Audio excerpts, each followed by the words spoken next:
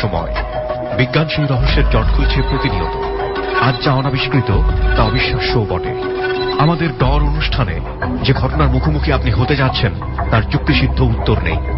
আমরা প্রতিদিনের জীবনে ভয় বা রহস্যকে যেভাবে স্থান দিয়েছি সেভাবেই এই অনুষ্ঠান আপনার কাছে জায়গা করে নিচ্ছে। এই অনুষ্ঠানের কোনো ঘটনাই সার্বজনীন নয়। ডর মানে ভয়।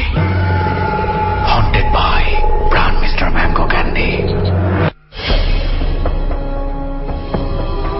ডরের 130তম পর্ব শুরু হচ্ছে। সবাইকে আরো একবার আমন্ত্রণ সপ্তাহ ঘুরে, এবং এই 130তম পর্বটি আপনারা শুনতে পাচ্ছেন এবিসি রেডিও FM 89.2-তে। আমি আরজে কিবরিয়া আপনার সাথে রয়েছি।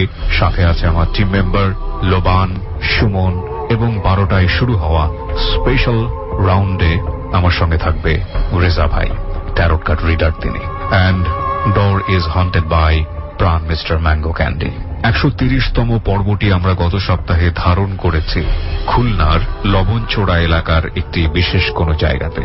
এই সপ্তাহে প্রথম ঘন্টায় আমরা গেস্ট হিসেবে পাচ্ছি দুজনকে, আফসিন রাব্বানি এবং রনি। প্রিয় শ্রোতা, অনুষ্ঠানের শুরুতেই সুমন এবং লোবানের সেখানে যাওয়ার বিশেষ কিছু সাউন্ড বাইট আপনাদেরকে আমরা শোনাবো, এবং তারপরে শুরু করব ডর। এই ফাঁকে আপনাদেরকে একটি কথা মনে করিয়ে দেই, এই প্রথম রেডিওর ইতিহাসে আমরাই এরকম একটা চ্যালেঞ্জ নিয়েছি যে ফেসবুক লাইভের মাধ্যমে আপনাদেরকে দেখাচ্ছি যে আমরা আসলে হন্টেড প্লেসে যাই কিনা। যদি আপনি সেটা দেখতে চান তাহলে যোগ দিন আমাদের এই বিশেষ পেজে www.facebook.com/dortarot DAARTAROT। প্রতি শুক্রবার রাত 11:50 আমরা এখানে হন্টেড প্লেস থেকে লাইভে আসি। আশা করছি আপনারা এনজয় করবেন। শুরু হলো ডর, হন্টেড বাই প্রাণ মিস্টার ম্যাঙ্গো ক্যান্ডি।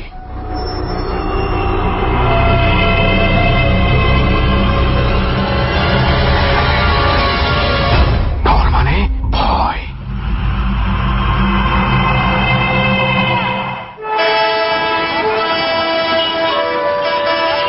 হ্যাঁ সুমন, আমরা কিন্তু মোটামুটি বেশ শর্টকাটেই আসতে পারলাম সাদাবাদ পর্যন্ত। সেটা আসতে পারলাম, কিন্তু এখন তো একটা বড় দ্বিধায় পড়ে গেলাম লোবান। কি আবার কিসের দ্বিধা? যাবা কি যাবা না? না, আমি একটা দ্বিধা গান শুনতে শুনতে আসছিলাম। একটা সিঙ্গারের গান আছে না, দ্বিধা। হ্যাঁ হ্যাঁ হ্যাঁ, ওই দ্বিধা শুনছিলাম। দ্বিধা শুনতে শুনতে আর কি একটা জিনিস মাথায় পড়লো, মানে দ্বিধায় পড়ে গেলাম। সেটা হচ্ছে এসিতে যাব না নন এসিতে যাব। নিশ্চয়ই এসিতে যাব। আমার তো মনে হয় নন এসিতে যাওয়ার ভালো। না না না, নন এসিতে গেলে ঝামেলা আছে অনেক। কিরকম? Dust dust. ও আচ্ছা, ডাস্ট। ওকে, লোবানের ডাস্ট হবে। তোমার সারা রাত জেগে থাকতে হবে, অনেক ঝামেলা আছে। এই জন্যই আমি, ঠিক আছে, আমি কনফার্ম হয়ে নিচ্ছিলাম তোমার পছন্দটা, কারণ তুমি দেখতে পাচ্ছি আজকে তোমার যে পকেটটা খুব উঁচা উঁচা হয়ে আছে।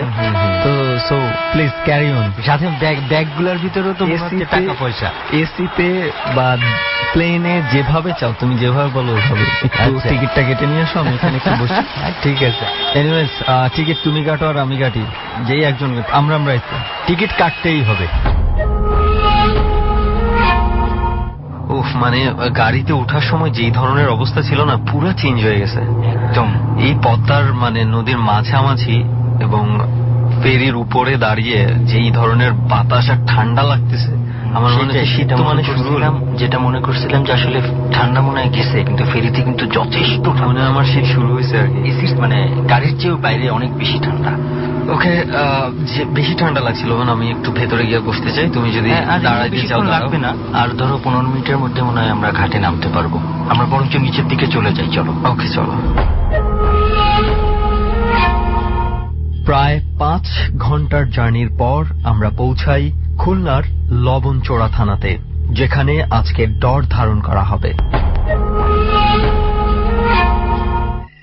ঠান্ডা কিন্তু যথেষ্ট আসলে এখানেও ঠান্ডা আমি টের পাচ্ছি, ভালোই ঠান্ডা। আসলে এখানে এত খোলা জায়গা হওয়াতে চতুর্দিকে তো শুধু ফসলি জমি আর জমি, তার উপরে এই যে ক্ষেতের আইল বলে গ্রামের ভাষায় আমি জানি, সেই ক্ষেতের আইল ধরে এই রাতের বেলা হাঁটার মানে এই মনে হয় গেলাম একটু এই সাইডে পানি না, এটা পানি পানি। সাবধান সুমন, আর একটু হলেই পাপড় ছিল এখানে। সাবধানে চলো। আর হচ্ছে খুব বেশি- মালপত্র এবং অন্যান্যরা মনে হয় পৌঁছায় গেছে, কিন্তু হ্যাঁ আমি যতটুকু জানি। তুমি কি একটু যোগাযোগ করবা? আমার মনে হয় আরেকটু সামনে যাই। এই রাস্তায় আমি ফোন করতে গেলে নির্ঘাত কাদার মধ্যে পড়বো। আমি একটু ভালো জায়গা দেখে Okay, ঠিক আছে, চলো।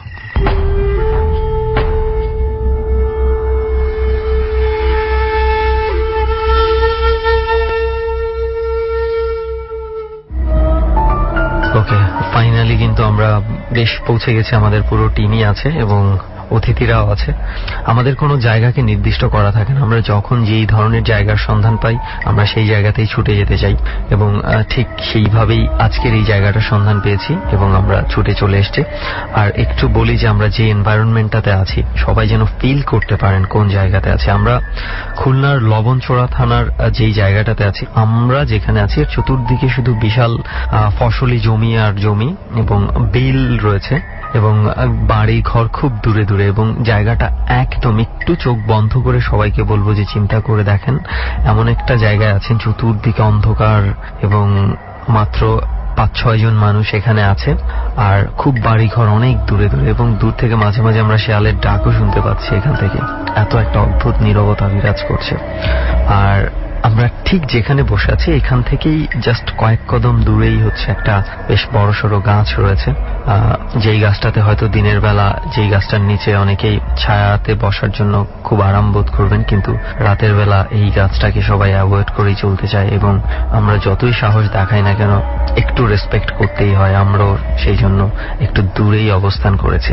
তো এই এনভায়রনমেন্টটা আপাতত মাথায় রেখে চলুন আমরা মূল জার্নি শুরু করি এবং একটা পর্যায়ে কিন্তু আপনারা পুরো জায়গার ঘটনাটাই জানবেন এবং এটা শেষ দিকেই আমরা আপনাদের কাছে রিভিল করব। সো এবার মূল জার্নি আমরা শুরু করি। আসলে মূল জার্নি বলতে কি বোঝাই এটা এতদিনে সবাই জেনে গেছেন, যেটা আমি আর লোবান যেই জার্নি করে এসে থাকি এটা তো আপনারা জেনেই থাকেন এবং জেনে গেছেন অলরেডি। সো এবার চলুন যে আমাদের যে অতিথি আছে তাদের কাছে যাই। শুরুতে আজকে আমি যাকে দিয়ে শুরু করছি তার পরিচয় দিয়ে শুরু করি আমরা, কারণ যদিও আমরা ডর টিম পুরো টিম জানে তার পরিচয়, যারা শুনবে রেডিওতে তাদের একটু আপনার পরিচয়টা জানার দরকার আছে। যে আপনার পরিচয়টা একটু আমরা শুনি। আমি আফসিন রাব্বানি, 3rd ইয়ারে পড়তেছি আইবিতে। ওকে, সো আমরা শুরুতে কোন ঘটনাটা দিয়ে শুরু করতে চাই? বেসিক্যালি আমার 3-4 বছর আগের কথা। একটা মাছ ধরার একটা নেশা জায়গায় আমরা প্রায় টিকিট কেটে মাছ ধরতে যেতাম। ঢাকাতে না, কাহিনীটা হয়েছিল অ্যাকচুয়ালি বরিশালে। ওকে, তো বরিশালে এরকম একটা দিঘি আছে, বিশাল বড় দিঘি। তো ওইখানে আমরা ওভারনাইট মাছ ধরার একটা টিকিট কাটি রাতের বেলা। রাইট, আমি রাতের বেলা বড়শি দিয়ে মাছ ধরার জিনিস কনসেপ্টটা আমার আসলে জানা ছিল না, মানে আমি দেখি না আগে। আমি একদিন ধানমন্ডি লেকে রাতের দিকে গিয়েছি, তখন আমি দেখছি যে রাতের বেলা মাছ ধরা হচ্ছে। অদ্ভুত লাগে বিষয়টা। বেসিক্যালি বড় বড় যে মাছগুলো ওগুলো অ্যাকচুয়ালি রাতেই ধরা হয়। আচ্ছা, রাতে উপরের দিকে আসে। সো আমি আর আমার কাজিন ছিলাম। সো এরকম হয় আমরা দুজনে বসেছিলাম, মাচা করে মাছ ধরা হয়। সো মাচাটা তো অনেক দূর তীর থেকে নিয়ে গিয়ে মাঝখানে গিয়ে তারপর মাচাটা বাঁশের মাচাতে। রাত তখন প্রায় 2টা বাজে। আমি আমার কাজিন বসেছিলাম, তখন আমার কাজিন হঠাৎ করে বলে যে দেখো অনেক রাত হয়েছে, দেখি যে আশেপাশে হয়তো কোনো চায়ের দোকান খুঁজে দেখতে পারি, আমি একটু গেলাম, তুমি বসো। সো আমি গান শুনছিলাম হেডফোনে। আমি বলি আচ্ছা যাও, আমি বসে আছি। আমরা মাছ ধরে না তখন হচ্ছে জালের মধ্যে পানির মধ্যে রেখে দিই যাতে মাছগুলো না যায়। বেশ কিছুক্ষণ যাওয়ার পর হঠাৎ করে আমার কেমন যেন অনুভব করা হলো যে পিছন থেকে কিছু একটা আছে। তো আমি পিছন দিকে আমি একা ছিলাম।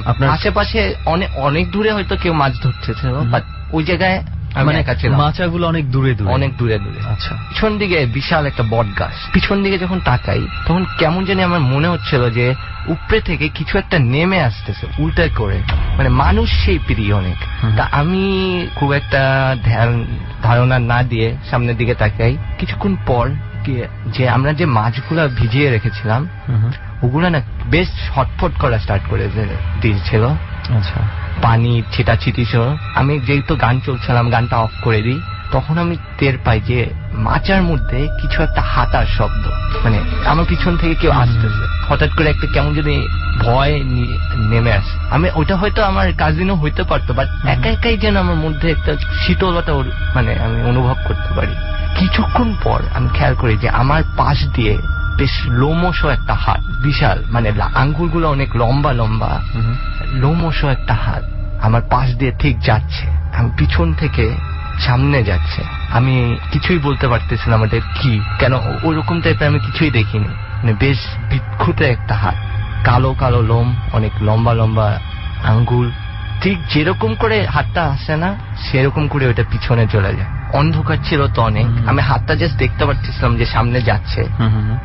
যেহেতু আমি একদম মাচার কর্নারে বসা, আমার সামনে পানি ছাড়া আর কিছুই নেই, তো ওদিকেই যাচ্ছিল হাতটা, পানির দিকে। আচ্ছা, তো আমি কিছুক্ষণ পর চলে যাওয়ার পর আমার না তখন একটু জ্ঞানের মতো আসে আমার কাছে। সো আমি পিছনে তাকাই, তখন দেখি যে আমি যে আগে যে গাছটা থেকে কিছু একটা নেমে আসতে দেখেছিলাম, ঠিক ওই গাছটা থেকেই উইয়ার্ড প্রকৃতির ভাবে আবার ওটা উঠে চলে যাচ্ছে। আচ্ছা, এইটার না আমার কোনো এক্সপ্লেনেশন ছিল না এটা কি ছিল। কাজিন ঠিক কিছুক্ষণ পরে আমার চলে আসে, আমি তাকে কিছুই বলি নেই তখনও। কিন্তু সকালে উঠে অবাক কাণ্ড যেটা ছিল যে আমরা যে মাছগুলো ভিজিয়ে রেখেছিলাম আমরা ওটা একটাও খুঁজে পাচ্ছিলাম না। জালের মতনই ছিল, একটা মাছও ছিল না। তখন গিয়ে আমি আমার কাজিনকে বলি, আমি জানি না কি হয়েছে। ঠিক তখন কেয়ারটেকার যখন আসে তখন আমি তাদের জিজ্ঞাসা করি এখানে কি কিছু হয়। তখন মা বলে যে কি হয়, বলে কি না অনেক কিছু। আমি বলি কি আপনার সাথে কিছু হয়েছে, বলে হ্যাঁ এরকম একটা কিছু হয়েছে। তখন সে আমার জিজ্ঞাসা করে যে আপনারা কত নাম্বার মাচা ছিলেন। আমি বলি যে হ্যাঁ আমি এত নাম্বার মাচায় ছিলাম। তখন বলে হ্যাঁ মামা এখানে তো অনেকেই থাকে, আমরা আগে থেকে কাউরে কিছু বলি না, যেহেতু অনেকেই বিশ্বাস করে না, হাসি তামাশা করে, কিন্তু এই জন্য বলি না। যা হয়েছে হয়েছে, ভাগ্য হলো আপনার সাথে কিছু হয় নাই। আগেও কাহিনী ঘটেছে এরকম, অনেকে হয়তো হয়েছে, মানে আঘাতও পেয়েছে, কিন্তু ভালো করেছেন যে আপনি সেই সময় পিছনে তাকান নেই। এটা দেখে আপনি যত পিছনে তাকাতেন তাহলে আপনাকে কিছু করেও বসতে পারতো। ফার্স্ট এটা ছিল আমার মানে প্যারানরমাল ঘটনা। আসলে মাছ ধরা নিয়ে আমরা কিন্তু অনেক ঘটনাই শুনেছি, অনেকের কাছে এরকম ঘটনা আছে, কিন্তু আপনার ঘটনাটা আমার কাছে একটু ডিফারেন্ট মনে হয়েছে। সো জানি না আপনি বরিশালের যেই জায়গাটার কথা বলছেন, আপনি সেই জায়গাটার নাম বলেননি, এবং সেটারও হয়তো একটা লজিক আছে কেন বলেননি, আমরাও সেটা বলবো না। আমরা বরিশালের কেউ যদি শুনে থাকে আমাদের এই ঘটনাটা, তারা নিশ্চয়ই বুঝতে পারবেন যে কোন জায়গাটার কথা আপনি বলছেন। এনিওয়েজ, আমরা পরের দিকে যাই। আর কি ধরনের ঘটনা ঘটেছে? আরেকটা এরকম ঘটনা যে আমি আমার দাদু বাড়িতে বেড়াতে যাই। সো দাদু বাড়িতে একদম খালি থাকে। সো বেসিক্যালি আমি আমার কাজিনই যাই, ওইখানে থাকি। যেহেতু গ্রাম রাত আমার সে সময় বেশি ঘোরা হয় নাই, তা গ্রামের একটা আলাদা সৌন্দর্য আছে রাত। সো আমার ইচ্ছা আছে যে চলো আমরা রাত ঘুরে আসি, গ্রাম দেখি কেমন, হেঁটে আসি। তো এরকমই তো আমরা হাঁটতে বের হই, হেঁটে হেঁটে যাচ্ছি। সো গ্রামগঞ্জে তো অনেক গাছপালা দিয়ে ভর্তি, সেরকম একটা জঙ্গলের মতো তার মাঝখান দিয়ে আমরা হেঁটে যাচ্ছিলাম। সো হঠাৎ করে আমাদের চোখে পড়ে যে ঠিক গাছের উপরে সূর্যের মতো একটা গোলাকার আলোকিত একটা জিনিস। কেউ না দেখলে আমি ঠিক ডিসক্রাইব করে বোঝাতে পারবো না। জিনিসটা খুবই অবাক লাগতেছিল, মানে এত রাত্রে জিনিসটা কি। তাহলে তো এটা চতুর্দিকে অনেক আলো হয়ে যাওয়ার, হ্যাঁ পুরো আলোকিত করে ফেলছিল। আচ্ছা, মানে জিনিসটা হঠাৎ করে কি দেখতে পেলেন? হঠাৎ করে আমাদের হাতে একটা টর্চ ছিল, আমি জ্বালিয়ে ডাইরেক্ট ওটার দিকে তাক করি। তো ওই জিনিসটা ঠিকই উঠে গিয়ে ভাসতে ভাসতে কিছু দূর গিয়ে থাপ করে নিভে যায়, মানে আউট অফ নোয়ার। আমরা না তখনও ঠিক বুঝতে পারছিলাম না জিনিসটা কি। বেসিক্যালি আমরা তখন বলি আচ্ছা যে অনেক কিছু তো হতে পারে, অনেক জন্তুই তো আছে যে রাত্রে জলে, এরকম টাইপের কিছু। তো আমরা না আবার এরকম ঘুরে টুরে আবার ব্যাক করার সময় ধান ক্ষেত থাকে, তখন ধান কাটা, বিশাল মাঠ, হাঁটতেছি আমাদের বাড়ির উদ্দেশ্যে। তখন হঠাৎ করে আমার কাজিন পিছনে তাকায় হঠাৎ করে ওর চেহারাটা না ভয় চলে আসে। তা আমি ওর দিকে তাকিয়ে বলে কি হয়েছে, বলে কি তুমি পিছনে তাকাও না, সোজা হাঁটা দাও। আমি কি জন্য জানি সাথে সাথে পিছনে তাকিয়ে ফেলি, দেখলাম যে ওই সেম জিনিস ফলো করতেছে, ওই গোলার মতো একদম। আগে জঙ্গলের মধ্যে ছিল দেখে আমরা বেশি একটা দেই না, কোন যে খালি জায়গায় ওই জিনিসটা দেখে আমি তখন খুবই ভয় পেয়েছিলাম। আমি সাথে সাথে একটা দৌড় দিয়ে আমি ঠিক বাসার ঢুকে যাই। এরপর ঠিক এটাই, মানে এরপর আর তো ওই জিনিসটা দেখা হয়নি, বাট আপনি যেটা বলেছেন মানে আমি সায়েন্টিফিক লজিক আমি এটাতে খুঁজে পাচ্ছি না কোনো কিছু আমার দৃষ্টিতে পাইনি আর কি। এবং এই ধরনের আগুনের গোলা দেখার অনেক এক্সপেরিয়েন্স অনেকেরই আছে।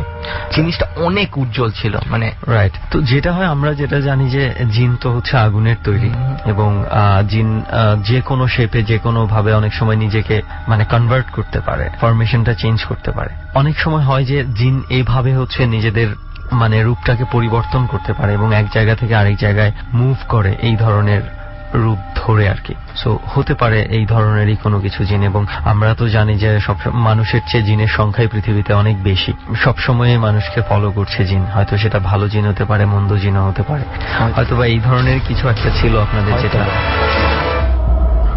ওকে, আমরা এবার পরবর্তী ঘটনার দিকে যাই।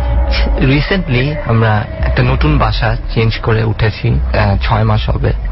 1 মাসের পরই আমি যখন রাত্রে ঘুমাতে যাই, আমি জানি যে আমার উপরতলায় খালি, কেউ নাই, যেহেতু বাসাটা একদম নতুন, এখনো কেউ মুভ ইন করে নেই। আচ্ছা।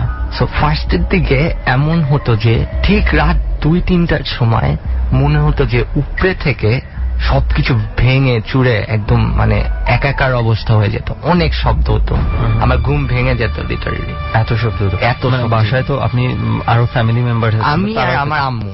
তো আমার আম্মু জিনিসটা টের পাইতো। আচ্ছা। আমার আম্মু বলতো যে আচ্ছা উপরে কি হয় এটা তো বলা যায় না।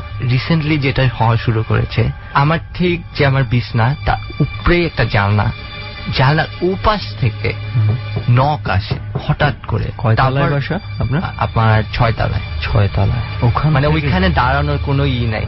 আর আমি না বুঝতে পারি যে যেহেতু এরকমও বলতে পারে অনেকে যে হ্যাঁ বাতাসে হয়তো বাতাসের শব্দ একরকম, আর নকের বাতাসে তো আর নক করবে না, বাতাসে পুরো জানালা খোলা থাকলে পুরো জানালাই নড়বে, নক করবে না। এটা একদম সিনক্রোনাইজড একটা নক, দুইটা করে নক হয় কিছুক্ষণ পর। এরপর প্রায় এখন এই জিনিসটা অনেক হয়ে গেছে, আমার এখন গেটেও নক হয়, কিন্তু ঠিক রাত 2টা-2:30টার পর। সো রিসেন্টলি যেটা হয়েছে, আমি এরকম ঘুমিয়ে আছি, আমার ঘুম না, আমি ঠিক মনে আছে যে আমি দরজা আটকায় ঘুমাইছিলাম। হঠাৎ করে আমার ঘুম ভেঙে যায়, আমি ঘুম থেকে উঠে যাই, আমি বিছানায় বসে পড়ি।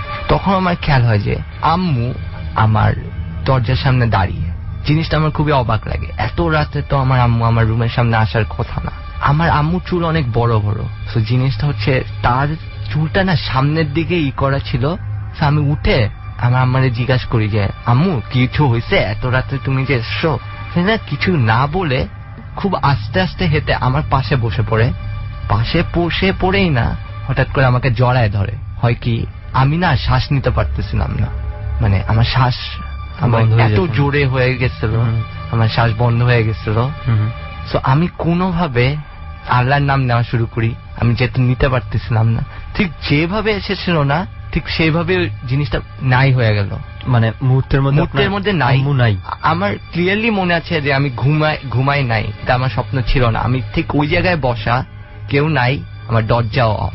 আচ্ছা, দরজাও বন্ধ। জিনিসটা আমি ক্লিয়ারলি মনে আছে, আমি ঘুম থেকে উঠেই জিনিসটা এক্সপিরিয়েন্স করি, কিন্তু এটা আমার স্বপ্ন ছিল না, এটা আমার সাথে ঘটছে। আর ঠিক যেখানে ধরছিল না, আমার ঠিক ওইখানে একটা স্ক্র্যাচ মার্কও পড়ে। আচ্ছা। সো এটাই হয়েছিল আমার সাথে রিসেন্টলি। এখনো আজকে কালকে রাত্রেও কিন্তু আমার রুমে নক হয়েছে। সিরিয়াসলি? হ্যাঁ। মানে কয়দিন? 6 মাস ধরে আছেন আপনারা বাসায়? 6 মাস ধরে এরকম হচ্ছে, উপরে থেকে শব্দ হয়, নক হয়। উপরে শব্দটা কি আপনারা উপরের যারা থাকে তাদের সাথে ডিসকাস করেছেন? উপরে কেউ থাকে না, বিষয়টাই তো এটা। মানে 6 তলার উপরে আর তারা যে বাসাটা, না বাসা, কিন্তু ওখানে কেউ থাকে না। আচ্ছা, খালি পড়ে ভাড়া হয়নি বা কিছু হয়নি। ওকে, তাহলে তো সেখান থেকেও সাউন্ড আসার কথা না, লজিক্যালি। ওকে, সো আপনারা কোনোভাবে আপনার আশেপাশের বা বাড়িওয়ালাদের সাথে কথা বলার চেষ্টা করেননি এই ধরনের বিষয়টা নিয়ে? অ্যাকচুয়ালি জিনিসটা নিয়ে এখনো অনেকে বিশ্বাস করতে চাইবে না। যেরকম এই জিনিসটা হয়েছে যে আমার ফ্রেন্ডরাও অনেক সময় আমার রুমে এসে থাকছে, তারাও সেম জিনিস এক্সপিরিয়েন্স করছে। যদি আমি একা করতাম তাহলে আমি বলতে পারতাম যে এটা আমার মনের ভুল বা আমার কিছু, বাট তারাও সেম জিনিস এক্সপিরিয়েন্স করছে। আপনার যে আম্মুর রূপ ধরে জড়িয়ে ধরেছিল, এটা আপনার আম্মুর সাথে শেয়ার করেছিলেন? এটা না, আমি ঠিক শেয়ার করতে পারিনি, কেন জিনিসটা আমার কাছে নিজের কাছে উইয়ার্ড লাগতেছিল। কেন পরের বার সকালে যখন আমার আম্মুকে দেখি তখন আমারই জানি কেমন লাগছে, মানে ভয় একটা is it real or not, আমি নিজেই একটা ভারসাম্যতা হারাই ফেলছিলাম। আসলে হয় মানে খুব কাছের মানুষদের রূপ ধরে যখন এই ধরনের কাজ ঘটানো হয় না, মানে মানুষ একটা তো হচ্ছে ভয় আছেই, আবার মেন্টাল একটা শকও তৈরি হয়ে যায় যে এত কাছের মানুষের রূপটা তখন একটু অন্যরকম হয়ে যায়, ইমব্যালেন্স হয়ে যায়। আপনার কাছে একটা রিকোয়েস্ট থাকবে আমাদের, সেটা হচ্ছে যে আমার ধারণা যে এর আগে যারা এই বাসায় ছিল বা আপনারা যদি কোনো কিছু একটু ইনভেস্টিগেট করতে পারেন যে আসলে এই ধরনের কোনো হিস্ট্রি আছে কিনা এই বাসাটার, এবং ইনফ্যাক্ট আপনাদের পুরো বিল্ডিং এ আর কোথাও কারোর সাথে এই ধরনের ঘটনা যদি কোনোভাবে ইনভেস্টিগেট করতে পারেন, আই থিঙ্ক কোনো কিছুর একটা হয়তো বা আপনারা একটা সলিউশন না হোক একটা রহস্যের সমাধানে পৌঁছাতে পারবেন। অ্যাকচুয়ালি বিষয়টা কি আমি এটা নিয়ে হাঁটাইতে চাচ্ছি না, কেন যতদূর জানি যে ওটা মানে এরকম একটা প্রচলিত আছে যে ডিস্টার্ব না হলে ওরা ডিস্টার্ব হয়ে গেলে কিন্তু আরো বেশি করা রাইট, এটাও একটা পয়েন্ট আছে যে এই জিনিসগুলো যদি অনেকেই আছে যে এই জন্যই যখন নক আসে বা আসে আমি কিন্তু গিয়ে দরজাটা খুলি না বা জানলাটা খুলি না। কিন্তু আপনাদের এমনিতে অন্য কোনো প্রবলেমও হচ্ছে না? ও যে ওই রাত ছাড়া এমনি আর কোনো প্রবলেম করে না। আচ্ছা, বাট আমি রিসেন্টলি আবার শ্যাডো দেখি একটা, যে আমার ড্রয়িং রুম থেকে ভিতরে দিয়ে কেউ চলে গেছে। আপনারা কি দুজনই ফ্যামিলি?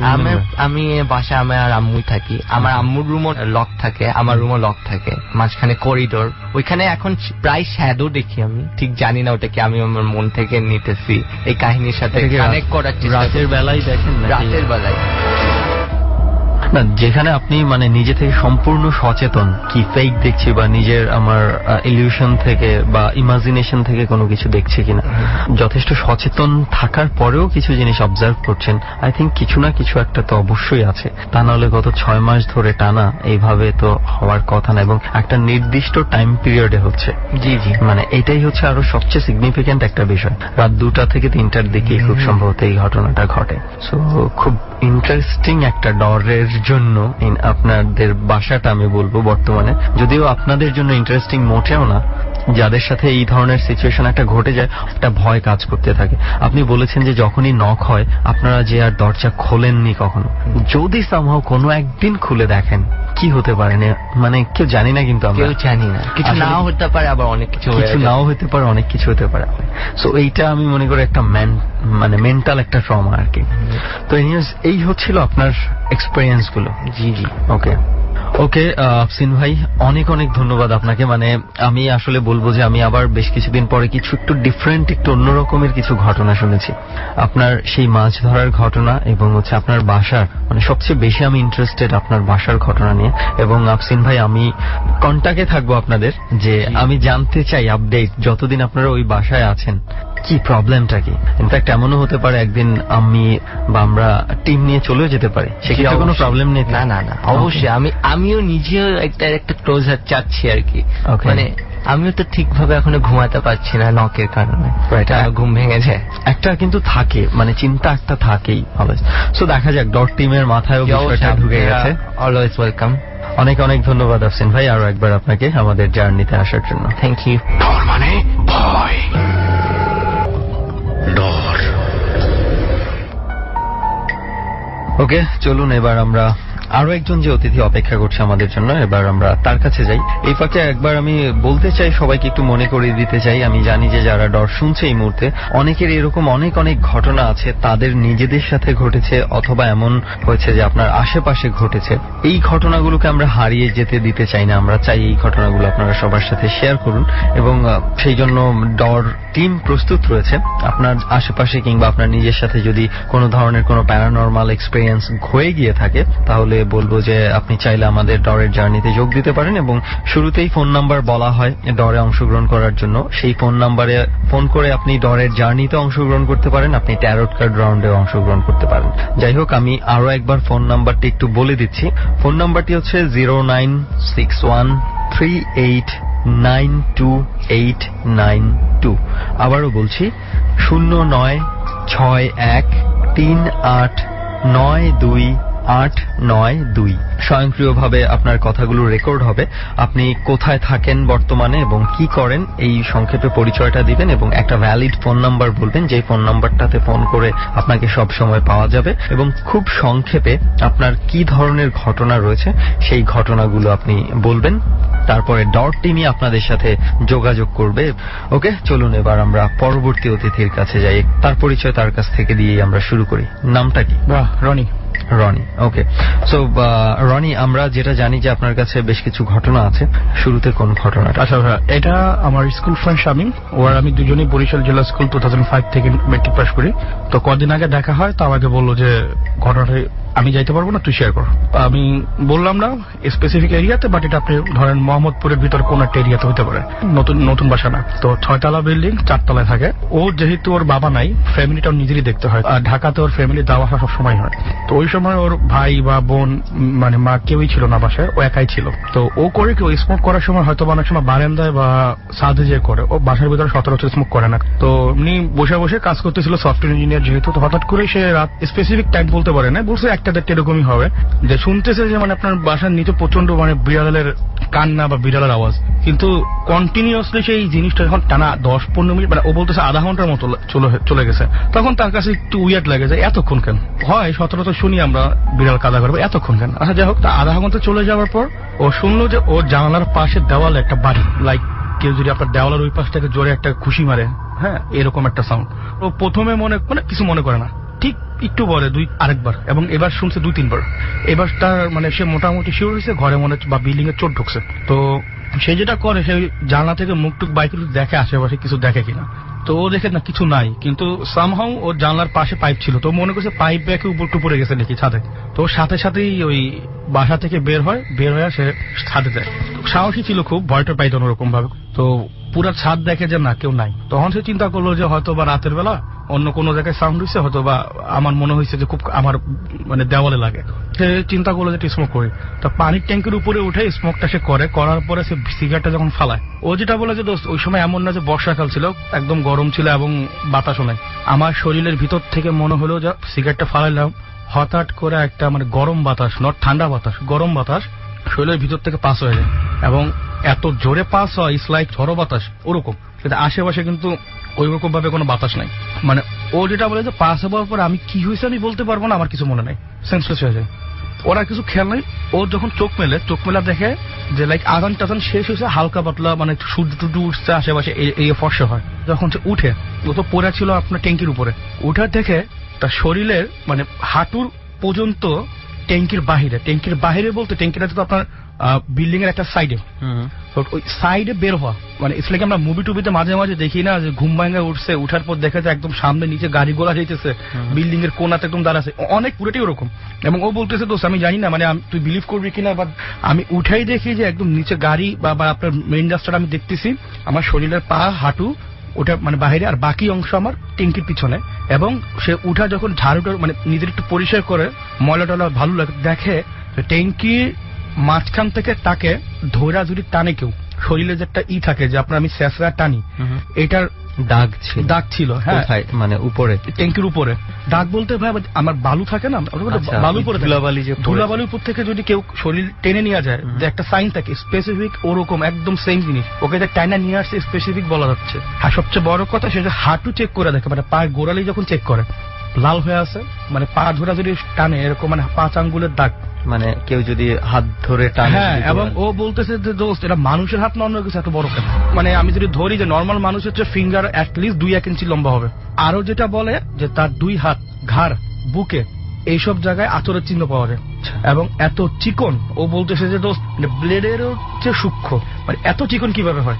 হ্যাঁ, আর হাতের সাইন তো ছিল। এবং ও মনে করে কি আমি কি রিয়েলি এখানে ছিলাম নাকি কি হয়েছে আমার সাথে, মানে ও জানে না, ওই ব্যাখ্যা নাই কোনো ওর কাছে। এবং ওর কাছে সবচেয়ে বড় পার্টটা ছিল আমাকে হয়তো বা জানে মাইরা ফেলতে চাইছে। চিন্তা করেন যে আপনি ঘুম থেকে উঠে দেখতেছেন যে আপনার শরীরের কিছু অংশ বিল্ডিং এর আউটসাইডে পড়ে আছে, বাকিটা বিল্ডিং এর ভিতরে। একটা ভয়ের বিষয়, কিন্তু সবচেয়ে যেটা বিষয় হচ্ছে যে উনি যেটা বললো যে তার ভেতর দিয়ে কিছু একটা পাস করেছে, মানে হ্যাঁ, এইটা কি ছিল আসলে? এইটাই আমার হচ্ছে, আমি এইটাই চিন্তা করছিলাম যে কিছু ঘটনা থাকে না যে আমি সামনে কোনো ভূত দেখি না, কিন্তু তার চেয়েও ভয়ঙ্কর। ওর কথা হলো যে আমি পুরা ছাদে একা ছিলাম, কিন্তু এইটা কি হইলো আমার সাথে, মানে কিভাবে আমি ওইখানেই বা গেলাম? আর এমন কি কোনো হতে পারে যে কোনো মানুষ এটা করেছে বা এই ধরনের কিছু? যদিও আমি মানে যদি প্রেক্ষাপট চিন্তা করি, এটা চিন্তা করাটা একটু অন্যরকম মনে, ইলজিক্যাল মনে হয়, তারপরেও এমন কি হতে পারে? হ্যাঁ, ও খুবই লজিক্যাল একটা ছেলে। ও নিচে যায় দারণকে জিজ্ঞাসা করে আপনি রাতে কই ছিলেন? দারণ বলে যে আমি পুরো রাত জাগনা ছিলাম, আমার ডিউটি আমি ঠিকভাবে করছি, কেউ আমি ঢুকি না। ফ্ল্যাটের কেউ যদি ছাদে ওঠে? ভাই ফ্ল্যাটের কেউ রাত 2টার সময় আমার মনে হয় না কেউ উঠছে। ও চেক করছে ভালোভাবে, ও স্পেসিফিকলি ছাদে উঠছেই চিন্তা করে যে কেন হয়তো বা চোর আসছে। সে কাউকে দেখে না, সে খুব তন্ন করে খুঁজে বেড়ায়, চেক করে দেখে যে না কিছু। ছাদে কি আরো কখনো অন্য কোনো সময়তে কোনো ধরনের কোনো ঘটনা ঘটেছে বা কারোর সাথে? ও যেটা বলছে যে 6 তলা তো বাসা, 7 তলার ছাদ, তো 6 তলার লোক নাকি মাঝে মাঝে বলে যেমন ছাদে নাকি এরকম অনেক সময় ফুট স্টেপ শুনে তারা রাতের বেলা 2টা-3টার দিকে। এখন ও কিন্তু সামহাউ কিন্তু মাঝে মাঝে স্মোক করতে যায়। ও বলছে দোস্ত আমি এমন না যে কোনো সময় কিছু দেখছি, এটাই তো। ও বলতেছে যে না দোস্ত এরকম সম্ভব না, কারণ আমি মোটামুটি এলাকায় আছি অনেকদিন ধরে, কিছু হলে আমি অবশ্যই জানতাম। আমি জানি না আসলে এটা কি ছিল, তবে একটা জিনিস একটু শেয়ার করতে চাই যে যেটা বলা হয় ছাদ নিয়ে, আসলে ছাদ সবারই পছন্দ ঢাকা শহরের, এমন কোনো মানুষ খুঁজে পাওয়া যাবে না যারা ছাদ পছন্দ করে না, বিশেষ করে রাতের বেলায় ছাদে যেতে। তো আমার বাসায়ও একটা প্রবলেম আছে। আমার বাসায় প্রবলেম বলতে যে আমাদের যে উপরের তলা আছে, তো উনারা অনেকেই অবজেকশন দিত যে রাতের বেলা ছাদে মানুষজন বেশি যায়, ঘোরাঘুরি করে, তাদের ঘুমে ডিস্টার্ব হয় গভীর রাত। তো এটা নিয়ে যখন কথা হচ্ছে বাড়িওয়ালার সাথে, বাড়িওয়ালা করেছে কি গেট তালা লাগিয়ে দিয়েছে, এবং সেটার পরেও দেখা যাচ্ছে কন্টিনিউয়াস সেম ঘটনা ঘটেই যাচ্ছে, রিপিট হচ্ছে। ছাদের ঠিক নিচেই যারা থাকতো তারা অলরেডি 2টো ফ্যামিলি শিফট করে গিয়েছে, তো এখন একটা নতুন ফ্যামিলি আসছে, তো এখনো তারা তেমন কিছু নাকি টের পায় নাই। কিন্তু আমি ছাদ পছন্দ করি, আমি রাত 2টা-3টায় আমি ছাদে কাটিয়েছি, পাইনি। ও আমি একটা ঘটনা এখানে বলতে খেলাই যে এই ঘটনার কয়দিন পর ও পাখি পালে, ওর কবুতর টবুতর পালা খুব শখ, 10 থেকে 12টা কবুতর পালে। ও বলতেছে এই ঘটনার 1 থেকে 2 সপ্তাহ পরে ছাদেই পালতো সে, ভাই একসাথে নাকি একসাথে সব কবুতর মরে যায়, মরে গেছে, সব মরে যায়। মানে রোগ টোগ হলে তো 1টা-2টা মরে, বা বোঝা যায় না একটা মানুষ যায় যে অসুস্থ হচ্ছে, সুস্থ সবকিছুই ছিল, কোনো সমস্যা নাই। পরের দিন সকালে উঠে নাকি দেখে সব কবুতর মরে আছে। ও আরেকটা কথা বলে কবুতর 12টা, 2টা নাকি খাঁচার বাইরে, খাঁচা আটকানো ভিতর থেকে। ও সামহাও চিন্তা করছে যে এটা কোনো পোলা পানি দিয়ে কাজ, ও চিন্তা করে রাখছে। কিন্তু ওদের বিল্ডিং এ কিন্তু কম বয়স্ক ছেলে নাই, সব অ্যাডাল্ট। এটার সাথে এটার কোনো একটা লিঙ্ক হয়তো বা তার কাছে মনে হইতে পারে, এটা মেন্টাল একটা থাকতেই পারে। ওকে, আমরা এবার আরো একটু সামনের দিকে আগাই, পরবর্তী ঘটনায় যেতে চাই। আচ্ছা, এইটা ভাই আমি যখন বাইরে ছিলাম, আমি দেশে আসার পরে আমার এক ফ্রেন্ড ও বাইরে ছিল, তা আমাকে বলে যে এরকম ইংল্যান্ডে তার ফ্রেন্ডের একটা ঘটনা, ওই মেয়েটাও বাংলাদেশি মেয়ে, তো আমাকে শেয়ার করে ঘটনাটা। ওদের প্রত্যেকটি ইউনিভার্সিটি অনেকগুলো হল থাকে, তো সামও যে কোনো একটা হলে সে থাকতো, ইটস লাইক বার্মিংহাম, কভেন্ট্রি এর আশেপাশে একটা জায়গা। তো ঘটনাটা এরকম ছিল যে রাতের বেলা মানে ইউনিভার্সিটির হলে তো প্রায় আপনার একটা হলের ভিতরে 200-400 এরকম স্টুডেন্ট থাকে, মানে অনেক বড়, মানে মোটামুটি 8-10 তলা হল থাকে। তো ওরা থাকতো টপ ফ্লোরে, এবং ওই বিল্ডিং এর যেটা প্রবলেম ছিল, নট অনলি কোনো ফ্লোরে, পুরো বিল্ডিং এ একটা প্রবলেম ছিল। প্রবলেম কি, রাতের বেলা প্রত্যেকটা ফ্লোরে ফুটেস্টেপ শোনা যাবে, কেউ না কেউ হাঁটতেছে, কোনো না কোনো কিছু যাচ্ছে, হাঁটে মুভমেন্ট থাকবে। এবং ইউনিভার্সিটিতে কিন্তু রেস্ট্রিক্টেড বলা আছে যে রাতের বেলা কেউ যেন এমন ভাবে চলাফেরা না করে যেন অন্য স্টুডেন্টের কোনো ক্ষতি হয়, এবং এটা যদি আইডেন্টিফাই করতে পারে হল থেকে বের করে দিবে। তো সামাও সবাই মনে করছে যে হয়তো বা ছেলে পেলে কিছু ছিল, এরকম করে অবজেকশন জানায়। তো অথরিটিকে অবজেকশন জানায়, অথরিটি বলে সামও তার আগে থেকে কিছু জানতো, তো তারা বলে ঠিক আছে আমরা দেখতেছি। তো দিনকে দিনে ঘটনা বাড়তে থাকে, এবং এরপর থেকে যেটা হয় যে আমার ওই ফ্রেন্ডের যে ফ্রেন্ড, সে যেটা শেয়ার করে, সে একবার এরকম বন্ধুদের কাছ থেকে পার্টি করে বাসায় ফেরে, তো প্রায় 1:30 বাজে, তখন সে যখন রুমে ঢুকে খুব টায়ার্ড থাকে, হয়তো বা আপনার 4 জনের জন্য 3টা বাথরুম থাকে এবং সেটা বাইরে থাকে। তো টয়লেট থেকে যখন সে বেরোয় দেখে মানে করিডোর থেকে আপনারা মানে বাচ্চা ছেলে পুরোপুরি বলা ভুল হবে, মানে 4.5 ফিট এরকম কিছু একটা মানে মানুষ হেঁটে যাচ্ছে। তো ও মনে করলো কি যে মানে কি ব্যাপার এটাকে, এবং সে ওই যা দেখে কেউ নাই। তো 2-1 দিন পর সে বারান্দা তো এরকমই দেখে যে এরকম বাচ্চা টাচ্চা হাইটা যাচ্ছে, এবং ওই হাইটা যা যাচ্ছে ভাই ফুট স্টেপও পাওয়া যায়। তো তখন কিন্তু ভূত জিনিসটা মাথায় থাকে না, যাচ্ছে ফুট স্টেপও শুনতেছে, এমন তো ফুট স্টেপ শুনে তখন ভয় পায়। তো ওরকম ভাবে সে ভয় পায় না, তো ডাক দিছে যে কে আপনি, কে হু ইজ দিস। হ্যাঁ যাই হোক, তো হয় না, তো যাই হোক। তো এখন এরপরে ওখানে একটা রুম থাকে আপনার 215 নম্বর রুম, ওই রুম ফাঁকা, ওই রুমে কেউ নাই। ওই রুম কেন নাই, তো ওই রুম নাকি আপনার মানে কোন স্টুডেন্টকে দেওয়া হয় না। ও জানতো না, তখন প্রথম যায়, ও ওই রুমের পাশেই 2টা রুমের পাশেই সে পড়ে।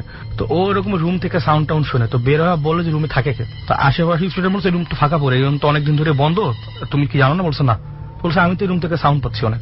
হ্যাঁ, ভিতরে কেউ থাকলে যেরকম সাউন্ড হয়, বলছে না এই রুমে তো কেউ থাকে না, লাফালাফি করতেছে এরকম সাউন্ড। বলতেছে আমরা অনেকদিন ধরে পাচ্ছি এবং আমরা অথরিটিকে জানাইছি কিন্তু কোনো কিছু হয় না।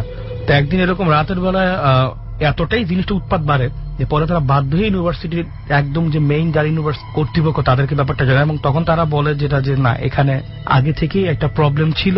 কি প্রবলেম ছিল? যে এইটা নাকি ইউনিভার্সিটি এস্টাবলিশড হয় নাকি 1970-75 দিকে, তারও আগের কথা। তো এটা নাকি একসময় শিশুদের মেন্টাল হসপিটাল ছিল। ওইখানে শিশুদের মেন্টাল ট্রিটমেন্ট করা হয়তো, মানে মেন্টাল ট্রিটমেন্ট বলতে যা বোঝায়, এবং এর জন্যই নাকি এরকম মাঝে মাঝে বাচ্চাদের দেখা যায় হসপিটাল এখানে, এবং ফুটেজটা শোনা যায়, কান্নার আওয়াজও পাওয়া যায় অনেক সময়। পরে তারা বলে যে আমাদেরকে নতুন কোন জায়গায় দেওয়া হোক। এখন কথা হলো যে এত বড় একটা স্টুডেন্ট একসাথে শিফট করাটা সম্ভব না, তো অ্যাকোমোডেট করাটা খুবই টাফ। এবং এটা কিন্তু নট কোনো ফ্লোর বা কোনো স্পেসিফিক রুম, পুরা হলের ভিতরে সমস্যা আছে। ইনফ্যাক্ট ইংল্যান্ডে এরকম অনেক অনেক জায়গা আছে। আসলে ওই ধরনের এলাকাগুলো একটু পশ এলাকা, তারপরও একটু ভৌতিক ঘটনা প্রচুর প্রভাব রয়েছে। ওখানে হয়েছে কি যে আমরা লন্ডন বলতে যেটা বুঝি, মানে লন্ডনটা দেখলে মনে হয় সিটি, বাকি যে নর্মাল সিটি গুলো আছে বা বার্মিংহাম একটা সিটি শহর, ওদের হয়েছে কি আমাদের দেশে যেমন ধরেন যে মতিঝিলে খুব ডেভেলপ বা ধানমন্ডি ডেভেলপ, ওদের কিন্তু ব্যাপারটা এরকম না। ওদের হয় কি একটা সিটির ভিতরে একটা জায়গাতেই বড় মার্কেট, এবং ওটা কেন্দ্রিক করে সবকিছু গড়ে ওঠে, আর বাকিগুলোতে ওরকম কোনো বড় মার্কেট নাই। ওটাকে সিটি সেন্টার বলে, প্রত্যেকটা শহর একটা করে সিটি সেন্টার। ওই সিটি সেন্টারে আশেপাশে খুব বেশি মানুষ বা যান্ত্রিকতা, এর আশেপাশে কিন্তু বাংলাদেশে অনেকটা গ্রামের মতো, এবং 7টা-8টা বাজলেই আপনার মোটামুটি রাস্তা করে পাবেন না কাজ না থাকলে, এরকম অবস্থা। মানে ইটস লাইক অনেকটা আমাদের দেশে গ্রামের সিনের মতো। এবং সত্য কথা কিছু কিছু জায়গা আছে, বাসা আছে, গুগলে সার্চ মারলে পাবেন top 10 haunted house in England. এটা প্রচুর আছে, প্রচুর ধরনের জায়গা রয়েছে। সরকারি ভাবে লেখা দেওয়া আছে যে আপনার যে মানে যদি কেউ ঢুকতে চাইলে ঢুকো, কিন্তু কিছু হলে কর্তৃপক্ষ দায়ী না। ওকে, এই হচ্ছে তাহলে আজকে রনির শেয়ার করা ঘটনাগুলো।